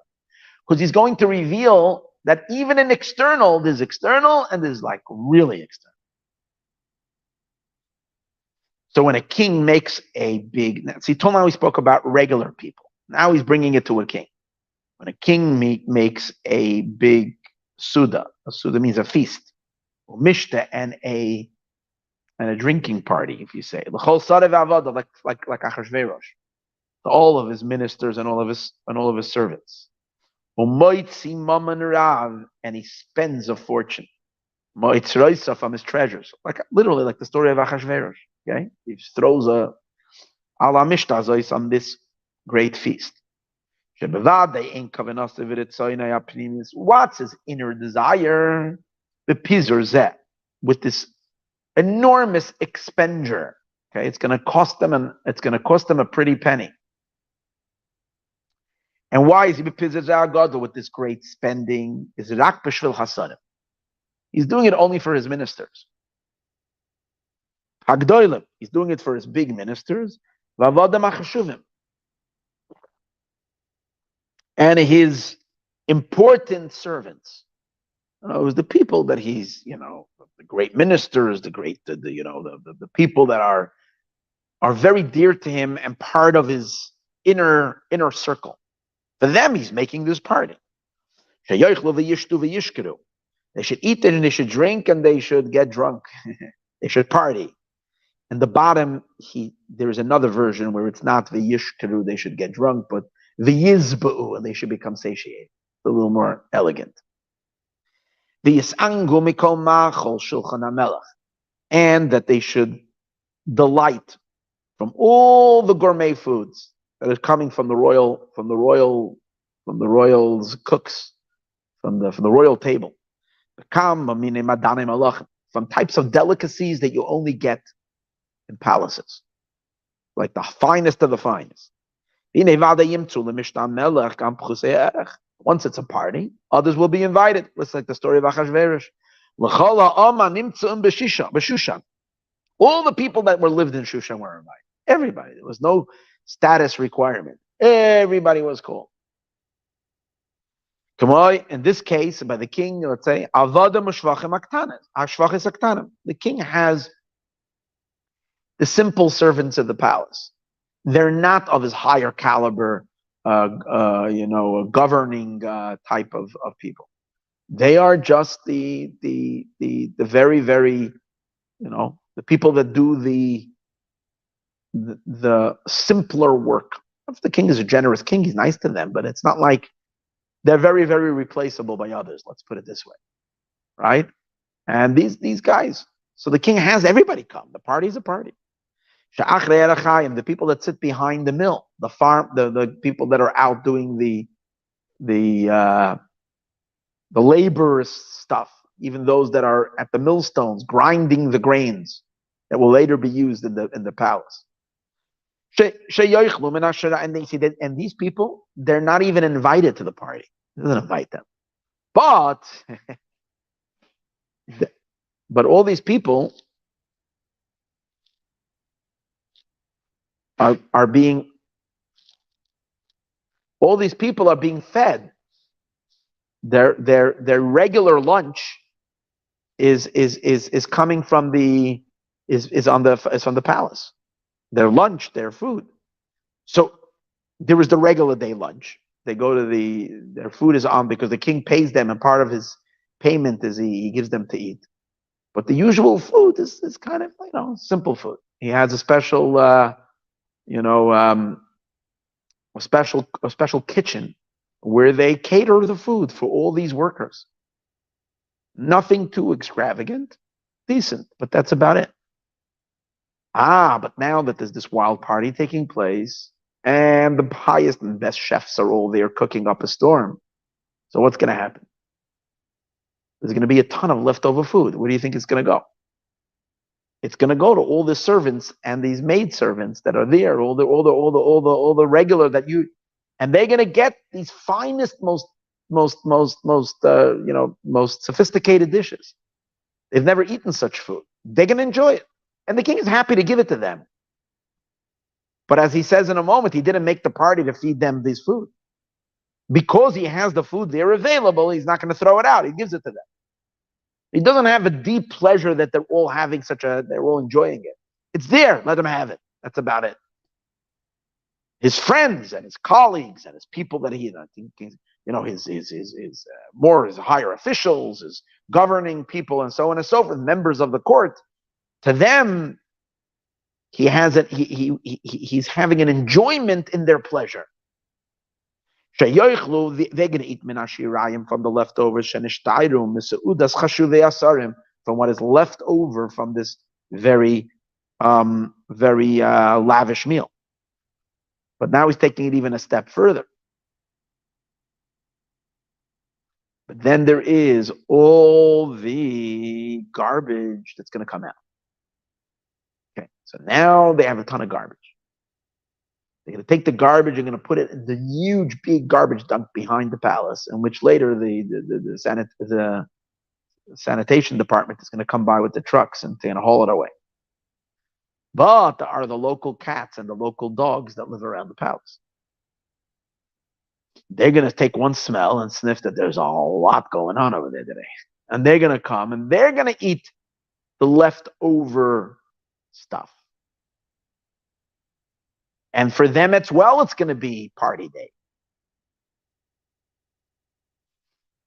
Is anybody going to say that the king made the party so that the dogs and cats that are living and the raccoons that are living around the palace are going to come by and squirrels or whatever and eat scribbles of food that are left over? This is really scraps of real gourmet food. But this is not at all the king's attention. So you understand, he's showing you levels and levels of how the will gets less and less and less to the certain point where he doesn't even want it, but there's like no choice, so that's where it is. So he allows it to happen. That's how little will it is. And the question becomes when we are receiving all of our divine blessings. When God blesses us and gives us abundance, food, life, where are we? Where are we receiving from? Are we being invited to the inner palace? Is God sending us, or are we getting from the scraps? Or are we those that, okay, let them have as well? Or is it even lower than that? So that's where the klipa, the unholy, is being fed. All the unholy, they're all being fed by God. It's all from the great feast. But it's not intended for them. The intentions are that God gives sustenance to the world to those who serve Him, to those who acknowledge Him, to those who want to be in a relationship with Him. The people who run around town and they claim that God doesn't even exist. Some of the leftovers go there. And it could be even a lot. Sometimes there was more food being thrown out in the garbage than even got eaten by the meal. Because they cooked so much, such abundance, and so much was left over, it would spoil, so they threw them out. And it's getting more is getting there, but that's not. It was never intended. There's no inner will over it. Let me read it inside. Is like the bones that they throw them below. That the dogs eat them. And you can't say that the intention of this great spread, of this great expenditure, for these leftovers, that the simple servants or maidservants that are sitting behind the mill. This comes from the Torah. It says when it talks about the lowest class in Egypt were the people that were behind, the maid servants who were behind the mill. So it's referring to like the people that are the least close to the king. And then he goes further, and the dogs. Obviously, he doesn't mean to lump them together. He's just going further and further of who might benefit from the meal. The king's intention was not to spend all of this for them. Even one extra coin, he was not motivated to spend. It's not like he doesn't take care of them. They have their regular food that are being given to them, which the king allocated when he set up his system. There's a kitchen for all the workers and all the employees of the thing, and even the animals that work in the palace also have their pet food given to them. But that's the regular system. When the king went and he decided that he's going to throw a crazy party, a lavish party, and spend an enormous amount of money on these really, really fancy schmancy dishes, they were never part of the consideration, although when they finally get it, it's coming from the king. But rather, when he had it read, he spent a lot of money with an inner desire to feed his important guests, his important ministers.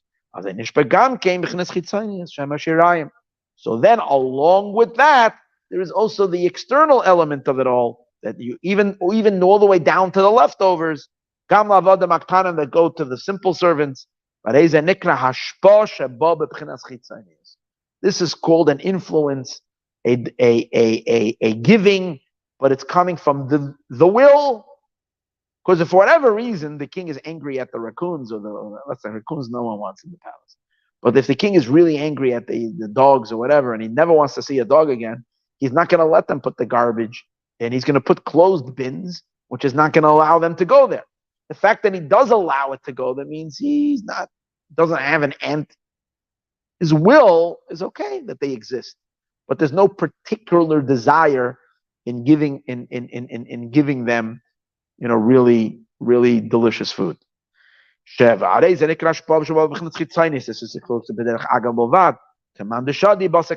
like someone throwing it over his shoulder. All of this can be used to be understood for those who understand above. Now let's see how this applies to God. God is this great king that's throwing a feast. The internal element of the supernal will. That is in the essence of the Orein Sof. This is shining and illuminating to Israel. Why? Because when God created the world, God is throwing this party. And the inner intention was that Israel, the Jewish people, should receive the Torah, and through the Torah, they should sublimate the rest of the creation. Elevate the world, bring God down to dwell within this world. To serve, to make this world into a home for God. And therefore, this is his inner intention. Like it says, there's a verse that says, Yoir Hashem panev elecha, that God should radiate his face to you. What does that mean? His innermost desire should shine to you. It's one of the priestly blessings.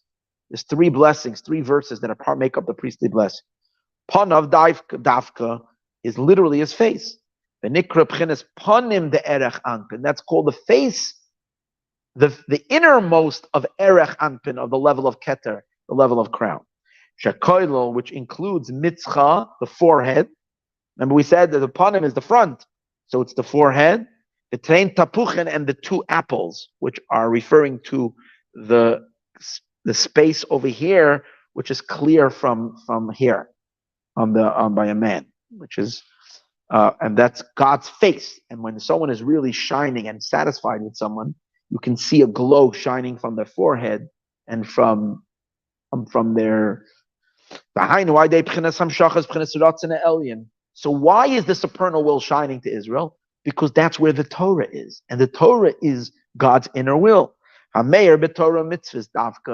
shining in the Torah. That's where God deeply wants to channel and deliver his sustenance, life, energy, wealth, power, and goodies.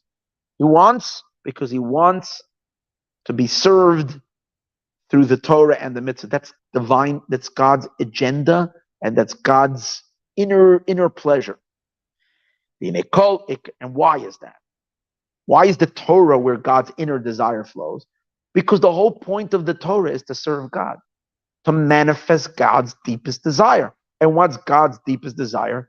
To be revealed in this world. It's through the Torah, and only in the Torah. God is very, very specific in how the world needs to be in order that God can be comfortable and revealing himself in this world. And he relays it out in, just like a person living in a home gets very, very specific of what they like in a house, what they dislike in a house. And you can't argue on that. You can't try to explain a person why they should like their walls a different color. It's their house. They get to decide what they're comfortable with and what irritates them. You go into a certain home and it has a certain smell and the person loves that smell. It's like the best fragrance to them. And to another person, they couldn't live there for 2 minutes. So God in the Torah tells us exactly how he wants our lives to be organized so that he can come in. And he says, I don't come to the table when shrimp and lobster is there. You might like it. I don't, God says. I like salmon and tuna fish. That's okay. Why? Gefilte fish. Why? That's kosher. That's kosher. That's pleasant to me. I get irritated between wool and linen. I can't handle that. God says it bothers me. You don't know why? None of your business why. I just don't like it. Dairy and meat mixed together doesn't go for me. Keep it separate. That's all the mitzvahs. So the Torah is really allowing for God to dwell in this world, is what the purpose of why he created it. He created this so he can move into this house. So anybody and anything that's involved in that process is very much desired by him. And over there is where he's channeling his internal energy. Whatever is just hanging around, not doing much, is tolerated. And whatever is against is also tolerated temporarily. So, and when we say tolerated, it means it's, when the rice is being distributed, some rice goes there as well. Some loaves of bread as well. As he explains, Kol Iker Chachmas HaTorah, the entire wisdom of the Torah, the primary element of the wisdom of the Torah. Nimshach Mebchinas Pnimiyus Ratzon Elyon. It's drawn from the innermost will of God. Sharei, why? Kol Inyan HaChachma SheBeTorah, the whole wisdom of the Torah. Hu B'chinas is Chachmos. It's all innovative ways. How can we draw down and facilitate the drawing down, the infinite light of God?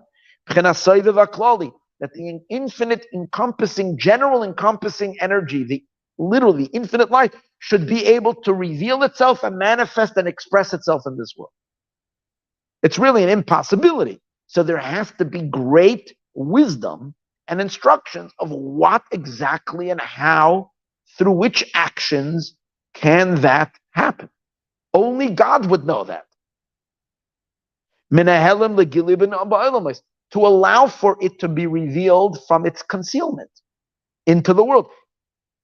The infinite encompassing energy of Hashem, which is God himself, is not revealed in the world. But in the end game, it will be. And how to get there is through the mitzvot and through the Torah. In which way? The Torah gives us ways in which we can trigger, we have to evoke, we have to arouse, we have to trigger the infinite to come forth, to shine out. And these are the ways. No other way. It's what God's wisdom decreed. In the wisdom of the Torah. Kenyan, like we discussed earlier, it's the 248 positive commandments. Which in them and through them there will be the revelation of God down here in this world. As it is known, and a macham shachas, like it is known, that the 248 positive commandments are 248 downloads from the infinite one, leheir, to illuminate, oiros pekelim, lights into vessels. It's only when you do the mitzvah in a particular way, you created a vessel to facilitate the infinite light, mekelim and from the various different vessels. And it has to be particular, has to be specified, particular these things. For example, through the putting on of the tefillin, those boxes that are worn on the head and on the arm. So that's how it allows for the infinite boundless energy of God to dwell and manifest and reveal himself into the attributes, into the supernal attributes of wisdom and understanding and kindness and severity. And all of that should be downloaded down here into the physical universe. The Dalit Parshios, into these four written scrolls that are written in the tefillin, because inside these boxes are special scrolls.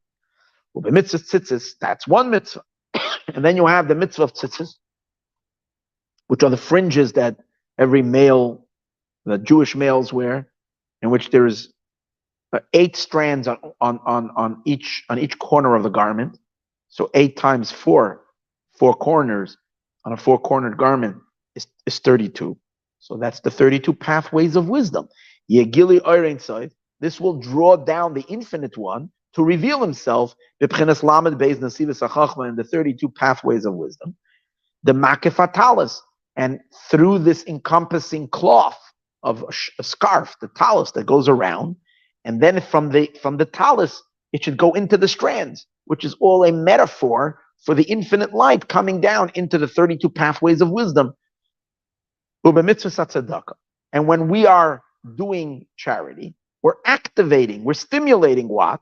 We are enabling and allowing for and drawing and pumping, so to speak, and triggering the infinite light to flow b'chesed, into kindness.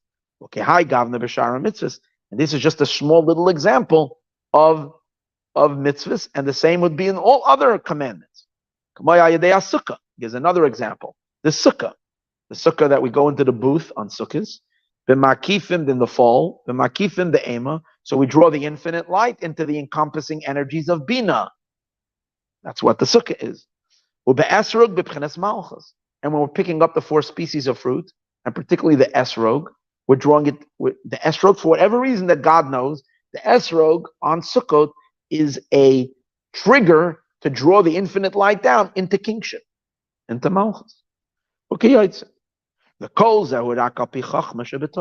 it's directed by the great science of Torah, the wisdom. It's God's science of the Torah. Shegazra lasas hasukah. He decreed that we should make the wisdom is what decrees to make the sukkah. The tefillin and the tefillin, the esrog and the esrog, and you can't just do it the way you want it. It has certain guidelines and certain halachic specifications, and it must be in that particular way. But oifen in that way, only when you do it based on the criteria and the law will it draw down the infinite light. But not if you do it any other way. If you paint your tefillin green, nothing is happening. You might think it would be so nice. Everybody wears black. I'm going to be original, make myself green tefillin, or make myself purple pink tefillin to add a little feminine touch to it. Doesn't work. It's a handed down, a Torah teaching. It must be black. So that's the way it is. It doesn't work if it's not black. It's not kosher. And what does that mean, not kosher? It means it's a black box on your head. That's all that it is, a weird black box. I'm sorry, not black. It's a pink box on your head, which is nice, fashion-wise maybe, if anybody decides it's nice. But it's all that it is that. It's not a channel for anything infinite. Unless you do it as you spoke, the way God wants it done. Now he's going to turn to the prohibitions. So you mentioned earlier, God is going to tell us what he dislikes and what turns him off, and where he cannot dwell if that's present. In the Torah, we have lists and lists of specific things. They withhold and they obscure. They will block the infinite light from revealing itself. That's a sin. It blocks God from being present somewhere. So you have to remove that obstacle. These are all the specifications in the prohibitions. Like we said earlier, you can't wear a garment. According to Torah, a garment that is mixed wool and linen should not be worn, even though it's a beautiful Italian suit or a very, very beautiful, wonderful dress. You can't wear it. Because God wants to manifest and reveal himself in all of our garments and in all of our objects. And when certain things, for whatever reason, are not tasteful to him, that's it. In the Torah, we get to know all this information. This will cause the departure of the revelation of the infinite, and the like. Or that the divine light cannot go to a place where God says is an abomination. He's disgusted by it. Which is called an abomination to God. People think we can do whatever we want in the world. God says certain things I disapprove of, and I'm not going to live in it. So people think, we're not harming anybody. What's wrong if I just live my life? I live my life. It is harming because it's not allowing the infinite one to be present, which is, obviously, in American law, you can't dictate to anybody because everybody has freedom, so to speak, to live their lives, and you can't impose your beliefs on anybody else. But in essence, why is it not a problem? Of course it's a problem. Certain lifestyles are not kosher. God says, that's an abomination. I don't agree with that. I'm disgusted by it, God says, and I don't want it in my world. And I can't reveal myself in a world that happens. And that's it. If you want to argue, go argue with God's tastes. I didn't make that up. And in the Torah, he tells us what relationships are kosher and facilitate the divine energy and the infinite light, and what doesn't work. God cannot live where there is evil, and that's called evil. It says, and by the person, by each and every one, when each and every one of us keep away from forbidden things, the things that are God says are not kosher, are things that are deeply tied in the hands of satanic dark forces. He calls them extraneous forces. These things cannot be elevated. And so if a person gets his or herself entangled in this, then the person is that physical space of that human body and the mental and emotional and psychological space of the person is not I'll give a perfect example. I watched a little, maybe I'm watching too much. I'm just checking the news. So there was a video today. It's just funny. It's funny. I'm sharing it's funny. There's this girl. She's actually an observant Jewish woman who has. I'm not interested. I don't want to talk because that people get today's days. We're living in such a wacky world. Everybody gets so upset about everything. So she runs a certain online social media site in which she exposes certain things that other people are upset that she's exposing. In any case, someone big, I'm not even saying any names, not to get, so someone big in the US government today, a very loud person, a fighter for whatever, slandered her in the Congress, in the House of Representatives, kind of accused her for saying things that weren't true. So she went down to the House of Representatives just this week to confront her and to lodge an ethics complaint that you can't just go ahead in the Congress and make up lies about someone. Anyways, so she met her on the floor of in the hallway. You can see she has it videoed. And she says, "Hi, I am so-and-so, and I'm here to ask you why you lied about me." Whatever. It's a very funny encounter. And this lady says, "You are," I forgot what it's called. 1 second. She gets very angry and she says, "You are, hold on. You are transgender phobic." That's what it was. "You're transgender phobic and I don't want to share a space with you." That's the line I was looking for. And she walked off in a huff. Like she left her standing there like, "I'm not going to share a space with you." But that's what we're learning. God is telling us when he cannot share a space with you. So in the space that the art thing. So what does that mean? She's saying something deep. I mean, as much as I don't like her and I don't like what she stands for, yet she said something very deep. Deep meaning I can't share a space, which means what you stands for is so abhorrent to me. It's so that I can't share the space with you. And that's God communicating to us. I can't share the space with you when this abhorrency was exactly opposite of what this woman was upset. When the woman can't share space, that's exactly the space, whatever. Not to go into it. But this is the idea of it. God says certain things he can share his space with us, certain things he can't share his space with. The divine light is not comfortable there. Like it says, I will not dwell in a place which is satanic. God says, I will not dwell in a place where the otherness dwells, where the energies of the other side dwell. And if that's the case, it's understood. This is all going back now. So what is the wisdom of the Torah? The main primary business of the Torah is to brainstorm all the billions of ways in which we can enhance God's dwelling in the world, and all the billions of ways in which we can turn God off, and we have to be careful not to. And that's what the rabbis are busy doing in the Talmudic study, analyzing every little nuance, every single half a letter, to pick up on the clues of what God likes and what he dislikes. How? God taught Moshe how to extrapolate. And the very fact that we're still keeping at exactly those laws and keeping the mitzvot exactly like that is a sign, is a testament to their truth. How there can be a revelation of the infinite one down here. Al Yedei mitzvahs, through the positive stuff we do, through the commandments, Shenikra Ravachim Marim V'Malka, which are called 248 limbs of the king. Ula Hasir, and to remove Kol Mainea, all obstructions,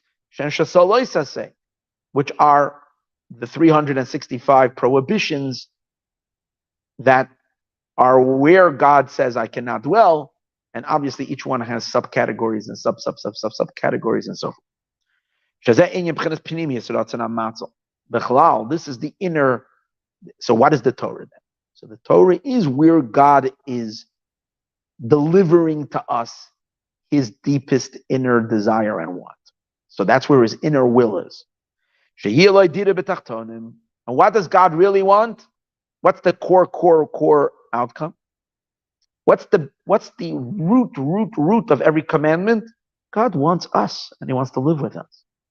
He wants a home in this world, in the lowest of worlds. And everything else is details of that. Every mitzvah helps facilitate that home. It's like a person says, I want a house. So in that want of the house is everything that will later be detailed in all the smallest little details of the furniture and of the aesthetics and of the design and of the colors and of the exactly how we're in the layout, the architecture, and all that part. Bekiyam mitzvahs through the fulfillment of the commandments. And then in particularly, yesh b'chol mitzvah, every mitzvah facilitates part of that whole. Just like in a person's house, the smallest little thing, the mat that is, at the back door, if a person is really, has the means and the ability to afford what they really like, then even the mat on the back going out to the patio is in accordance to what suits their type of soul. They're what they like, and if someone comes and exchanges that mat and puts another one there, they're not happy. I want my mat, even though it's a small little detail, but it's part of my whole house. That's the recliner, and that's the porch furniture that I want, exactly like this. Even if it's on the external, outer peripherals of the house, everything exact. So that's what he's saying. Every mitzvah, every mitzvah has a little bit of that radiance of God's inner will that's coming from the more general will. Now, this general inner will is the innermost of God's will. That's the face of Erech Anpin, is where his inner will is. And this is what it says. Who are the ones who are given the Torah, and who keeps the Torah, and who cares about the Torah? It was given to Israel, to the Jewish people. That's why it says, God will shine his face to you. Yisrael dafka, to Israel, to the Jewish people. To fulfill commandments. Which is the innermost of the supernal will. For the revelation of the Orein Sof to be down here and be revealed down here. However, we start the new paragraph over here. Once the inner will, that's God's inner party. That's why he spent all his energies creating the world. Like the king who spends an enormous amount for his good friends, for an inner intention. But people who are going to help facilitate his kingdom.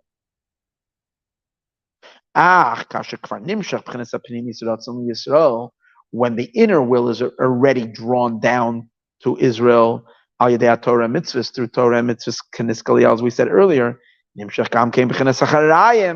that draws along with it the backside, the chitzayni and the external of the supernal will. That's called the back, it's not the face. And where does it go? To the nations of the world. Where do they come?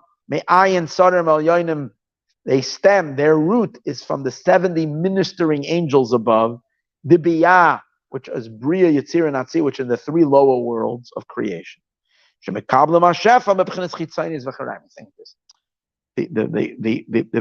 general, the prosperity and the economic and financial successes and blessings that there are in the rest of the world, it doesn't start in the physical. it too is spiritual forces, spiritual abundance, spiritual blessings. It later materializes down here. But it starts in the spiritual world. Where is it coming from? Each nation has its ministering angel. And these ministering angels are being fed. God is delivering. There are boxes and boxes and boxes of deliveries that come all the time to all these angels. And they're passing it on to blessings and so forth for all of humanity and for all of the world. But it's more of the leftover than it is the intern. When the world is the way it should be, when the world is messed up in the time of exile, it doesn't seem that way. We're going to see. But the way the system should operate is where there is the inner will, is the main flow, and then there is an external will.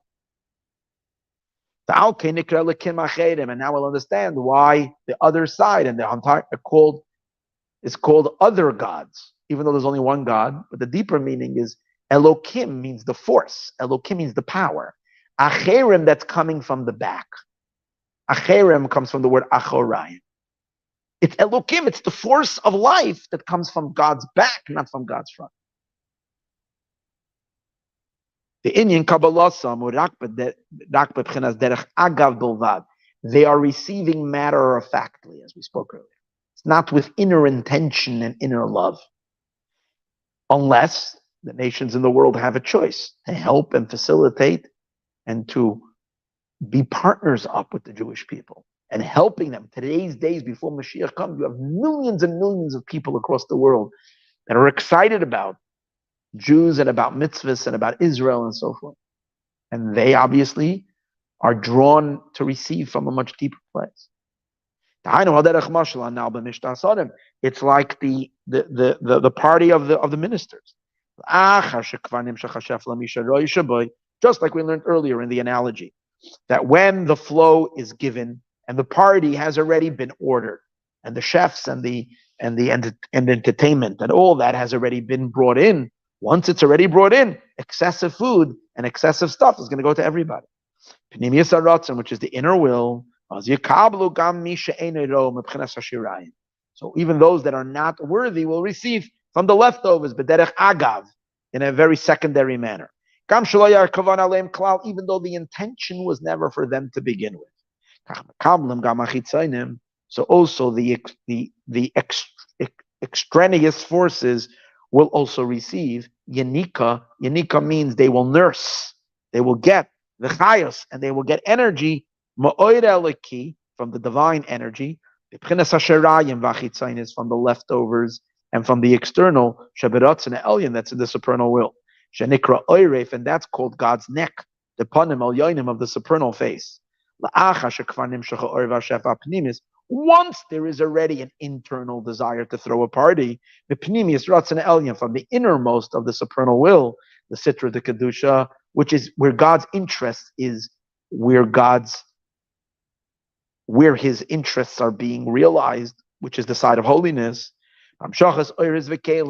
In drawing down lights and vessels, God's business in the world, to do a lot of mitzvahs, to make the entire world a mitzvah place. Mitzvahs through the mitzvahs. Like it says,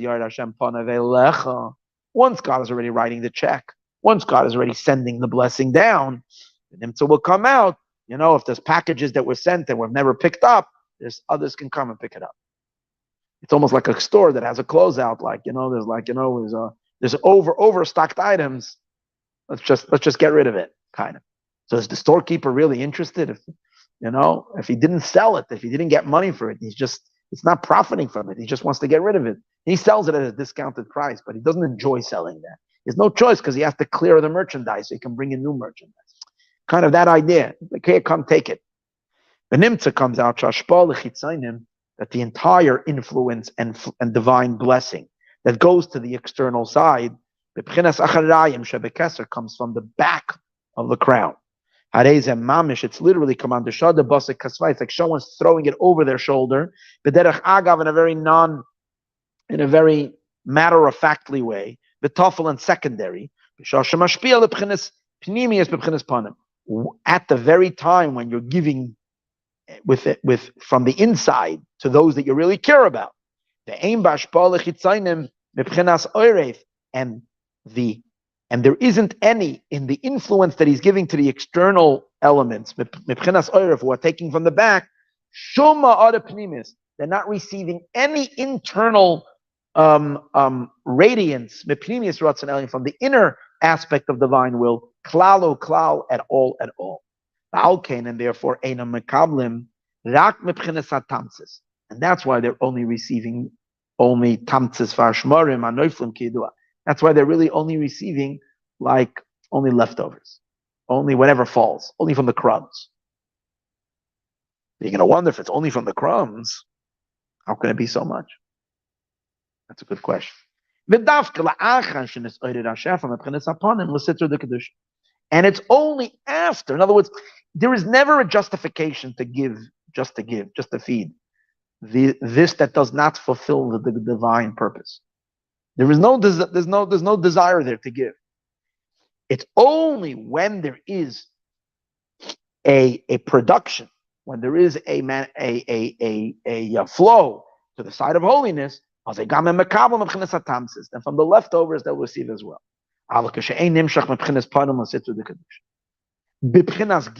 Now there's a possibility. Let me give you another example. He says here something very special. Not every time God gives for holy do the unholy participate. Not always. There are times that there is a deliverance of goods which is only to the holy and it doesn't leak. It doesn't go anywhere else. When is that? So let's see. When you're throwing a party for your friends, being at a party is something that you do. It's in a loud way. It's in an open way. It's in a revealed way. So then, as we said earlier, there's going to be a leftover. There's going to be a flow. There's going to be a lot. But when you really love someone, you really care about them, and you invite them for a private meal, just you and them, or you invite them into your office for a private session of closeness with this individual, then it doesn't go outside of this room. There are times that God invites us inwards. Holiness is invited inward. The entities, for example, Shmini Atzeres, the end of Sukkot, God says, the party's over for everybody, now it's only me and you. Yom Kippur by Ne'ilah, God says, the whole world is shut down, come inside. Shabbos, it says, God has a private party. The worlds rise upward, and we meet God in a secluded area. But that's not always that way. Sometimes there is parties that are far more in a revealed way. God is flowing and giving, and then there is excess hashpah that goes. That's the Sukkot party. That takes place all the festivities of the 6-7 days of Sukkot. It's like a wedding. That's an open party, and even foreigners or strangers kind of can come and participate. But when it's an internal type of a giving, doesn't go to the unholy. When there's an internal intimacy between father and mother and male and female, during Shmona Esrei, God is being very intimate with us in a very private way. Or when the Kohen Gadol is in the Holy of Holies, the High Priest is in the Holy of Holies on Yom Kippur. No one is receiving then. It's going directly where it belongs, and there's no extras going out. There too, we give something to the unholy, but we actually take one sheep and one goat and we throw, that's the scapegoat. But generally, all the flow is going to holiness. Or every time the worlds rise, Shabbos, like on Shabbos, the Yom Kippurim b'Ne'ilah, Yom Kippur by Ne'ilah, the conclusion of Yom Kippur, but now he goes back to when it's not that way. When God is giving in an open, revealed way, and then everybody benefits from the goods that are coming to the kings, who the king has an affection for, a love for. But now he's going back to the Zeu Mashakasiv. He's bringing a verse for this idea. That one of the phrases that King Solomon, in his great wisdom, describes this phenomenon is the idea that the spider. We learned about it many times.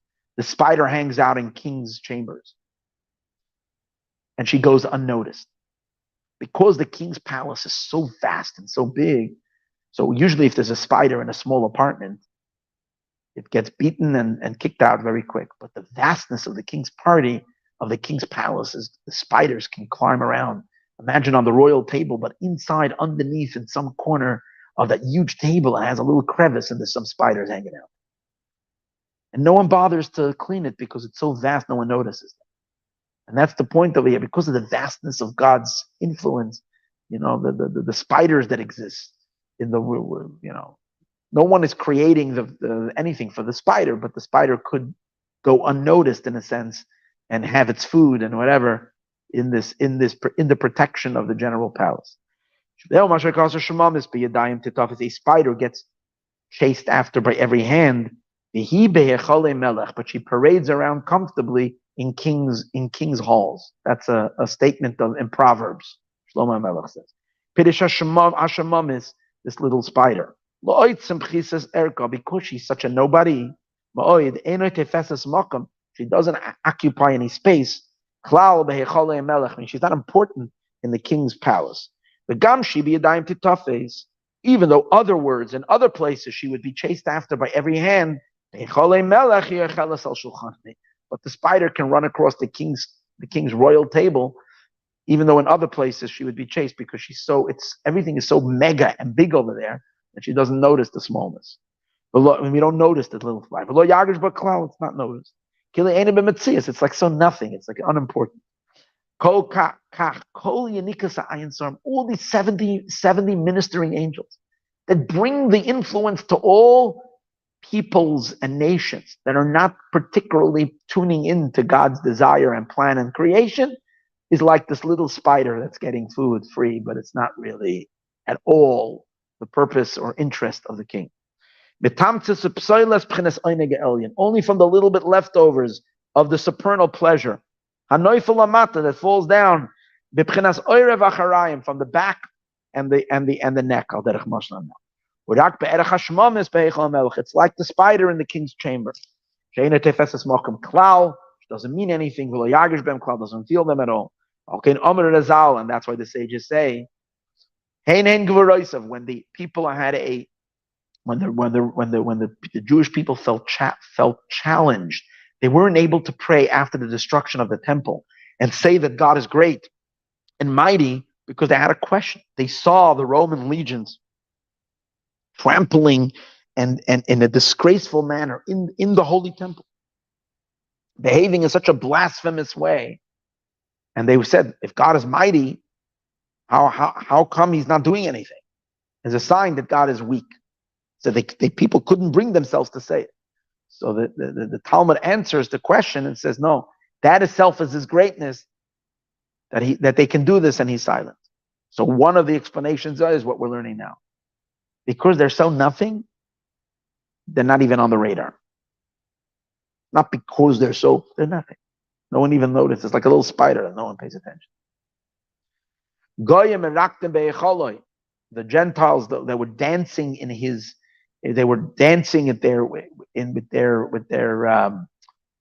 celebration of the destruction of the temple. And he's silent. That's what the Talmud says. But this is also what the sages say. The Talmud tells a story to Rabbi Akiva and the sages. One day they were traveling and they came to a mountaintop and they looked over and they heard the sounds of a Roman city, and there was a massive festival taking place. And the festival and they were able to see the festivities, fireworks, and it was crazy. And they were the other sages started weeping because Rome had already destroyed the temple and killed so many, brutally murdered millions of Jews. And it was time for that they should be taken down already. They should meet their punishment. And yet they were still in power. So the sages were crying, saying, where's like this? It caused so much pain. Rabbi Akiva was laughing. So they turned to Rabbi Akiva and said, what's with you? He said, so why are you crying? So they explained why they're crying. Well, of course we're crying. Look at this. The enemies of God, the enemies of the most vile, despicable people, and they have so much wealth and so they're having such a good time. Why are they being rewarded so? Rabbi Akiva said, that's why I'm laughing. And he says, if to those who violate his will, there is so much pleasure. Can you imagine those who do his will? So now we understand it. If from the little leftover crumbs that the spider gets, the spider is having such a rock and roll party, can you imagine once the time comes for God to turn his attention to those who the whole party, the whole creation was meant to in the begin with, those who fulfill his will. Rabbi Kiva was laughing. And he said to him, those who transgress his will. They're only receiving from the back. They're getting so much pleasure and variations of pleasure. Well, he said it's to those who do his will. That on them it is shining from the innermost of the will. How much more so? You can't compare the energy that is in the external will to the energy that's coming from the internal will. It's like indescribably greater and more intense. Like we gave from the analogies we said earlier. With all of this, Yuvin Shairish, we're going to learn one more paragraph and then we're going to leave the rest for later. Now we'll understand Pharaoh, the king of Egypt. That's why he was called Pharaoh. He's called Pharaoh because he's plugged into the neck. He is the king of the backside. And because we know that Egypt was the root of all other exiles. So the root of the Babylonian Nebuchadnezzar, and the root of the Persian Empire, and the root of the Greeks, Antiochus, and that whole vicious empire. The root of it was all rooted in Pharaoh. So this whole phenomenon that there can be a wicked being so powerful and so strong that dominates the entire world and abuses and uses it to abuse for his despicable whatever, how can they be so powerful? The answer is they're plugging into the backside. And there's a lot of energy even in the backside of the infinite. Where are they taking from the side of holiness? God is holy. From where are they taking? Only from his neck. Which is the back of the supernal crown. And that is the reason why he so brazenly declares, Mi Havaya Asher Eshme B'Koilei. Who is Yud-Kei Vav-Kei? Who is the tetragrammaton that I should listen to? Why is he dismissing the tetragrammaton? Because the tetragrammaton is the funnel through where the inner will flows. Tetragrammaton, we said before, is the Chachma and the Bina and the 6 emotions, where God is manifesting himself to be in a relationship, to be close, to be immanent, to be intimate with each and every one, with the world, to enclose himself and invest himself within the world. And that's coming through the attributes. There, God compresses his infinite light into a specific, detailed way. Just like in any time you're having a relationship with someone, when you're committing to a relationship, it means you're going to be detailed. If you want to keep a distance from somebody, you just want to take from them and keep a distance. That means you're not interested in a relationship. You just want, you want some benefits.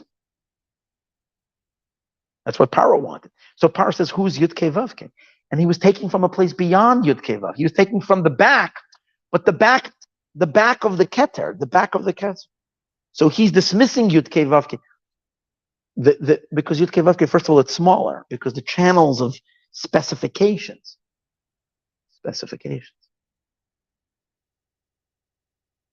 It's like a father. I'll give another example. A father with his own son makes all kinds of charts and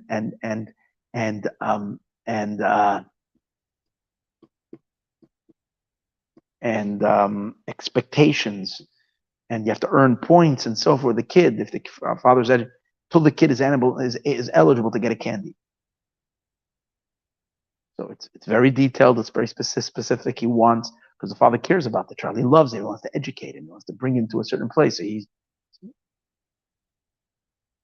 but then the neighbors that come around trick or treating, the father just gives candies.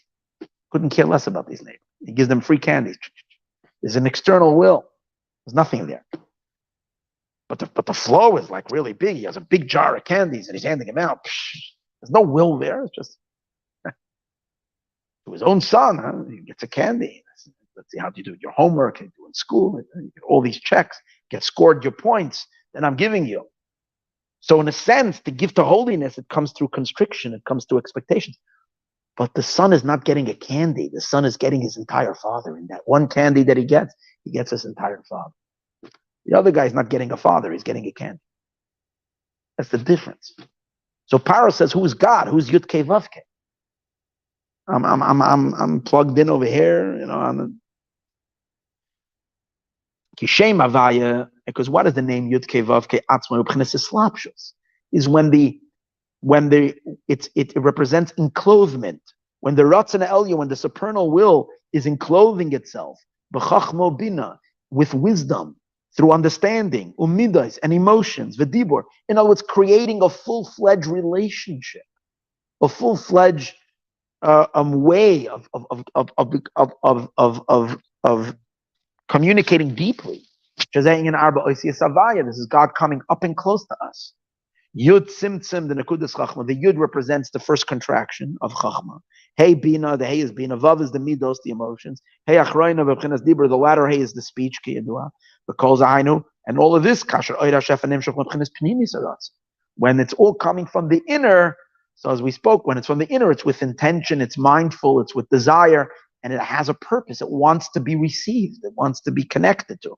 B'Chachma, Kanis Kaliel. B'chachma shebetorah, and the wisdom of Torah, ba'arichos at great length, as we discussed earlier. Because Pharaoh, when Pharaoh is in charge, or when he's being, deriving his energy, his source, and he's getting from the back of the erecham, which is higher than the enclosement of the will. Higher meaning it's indiscriminate. Even though it's back, but it's still keter. So it has no discrimination. That's why he says, Mi Avaya. Who is Avaya? Avaya is from Chachma, from wisdom. Not in Keser that's beyond Chachma. He didn't even know of it. He wasn't interested. It didn't interest him. He didn't know of it. And this is also the reason, the main unholiness of Pharaoh, Lamata, the main darkness of him, was inyan chutzpah. He was an enormously brazen. He had chutzpah, and v'hisnasos. He was full of himself.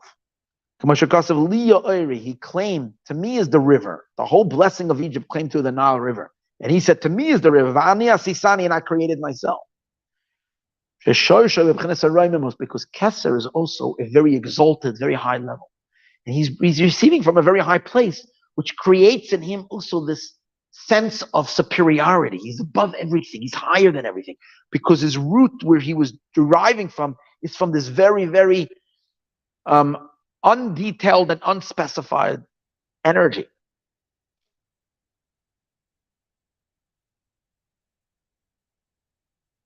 From the couldn't care less of God, but it's still when God is being infinitely giving. And from there is where he steals. It's really stealing. It's going up to a place you shouldn't be going. He's taking advantage of a kind of a loophole. I mean, God obviously created it that way, that he should be able to do so that he can exist. But it's with Bacharayim the Kesa Kanal. There's no interest. God has no desire to feed Pharaoh. Commander Shada Basa Kasvei, like he's giving it over his back. God is like throwing him a bone over the shoulder canal. And it's almost like he doesn't matter. In his own mind, he's so important. But to God, he's nothing. Canal. But Yeshua must be like the spider, as we said. Be dying to toughest. And that's why he has the same letters as Orev. Just like the neck of a person. Where do you see, as we spoke earlier, where do you see a person's inside? Who you are, what you're all about. Face to face. The real pneumius, innermost, comes from the head to the heart, passing through the front. That's why the main energy, is seen on the face. That's the main, that's where you can see what's going on inside the person. That's where you can see a person's pleasure, you can see a person's happiness, you can see a person's pain, sadness, all in the face. That's but now the back also receives life. But in the back is flowing a superficial energy. There are arteries in the back, vegidim and veins of him, and thick arteries. From the back side is also coming energy, but very external. Just like every time there is a giving, there is always a back to the front. That's the face and the back of everything that's being given. And when this will understand on the entire, on all the configurations of the worlds of emanation, there's always the internal and the external. Holiness is always the internal. Where it says, God says, you'll see my back and not my front. That means that's not, God forbid, an insult to Moshe. It's what you can see and perceive and understand is my front. My front is too deep and too intense for you to see, so that you can see my back. There's only on one level where there is only front and there is no back, and that's on the level called the inside of Keter, called Atik Yomin. Over there, every side is face. There's no back to it. That's why the Luchot, which came from that place, had only front. Everywhere you read it was the front. There's no back. It's all face. Ki yadu as it is known. Okay, we're going to leave it over here. And he's going to continue why we were in this state. What happened? So I understand there's a giving to, but why did Pharaoh suddenly become so powerful? According to this whole system, the Jewish people, which receive from the face, should always be of a more prominent stature in the world. No one is going to say that the spider rules the palace. The spider is tolerated. But suddenly the spider becomes the king of the palace. That's a whole different story. And all the princes and all the king's friends are now being dominated and enslaved by the spider. That doesn't make any sense. So the question is, where does this happen? So this takes place in the time of pregnancy. That's when things go hayward. Going back to the pregnancy that we spoke at the beginning. For that, we're going to have to somehow complete and continue this discourse. It's another few pages still. We only learned 1, 2, 3, 4 pages, 4 sides, and there is 1, 2, 3, 4, 5, 5.5, almost 6. So we still have quite a bit to go. We have more to learn that we learned already. Hopefully, we've done enough. So maybe Sunday night, I'm thinking. That's the only night, because Tuesday night, we're going to have to clean already for the chametz. And Monday night, we do the Monday class. So perhaps Sunday night. If not, we're going to have to do it during Chol Hamoed sometime. I'd rather not push it off to that, because we have to know for the Seder what's going on. Okay?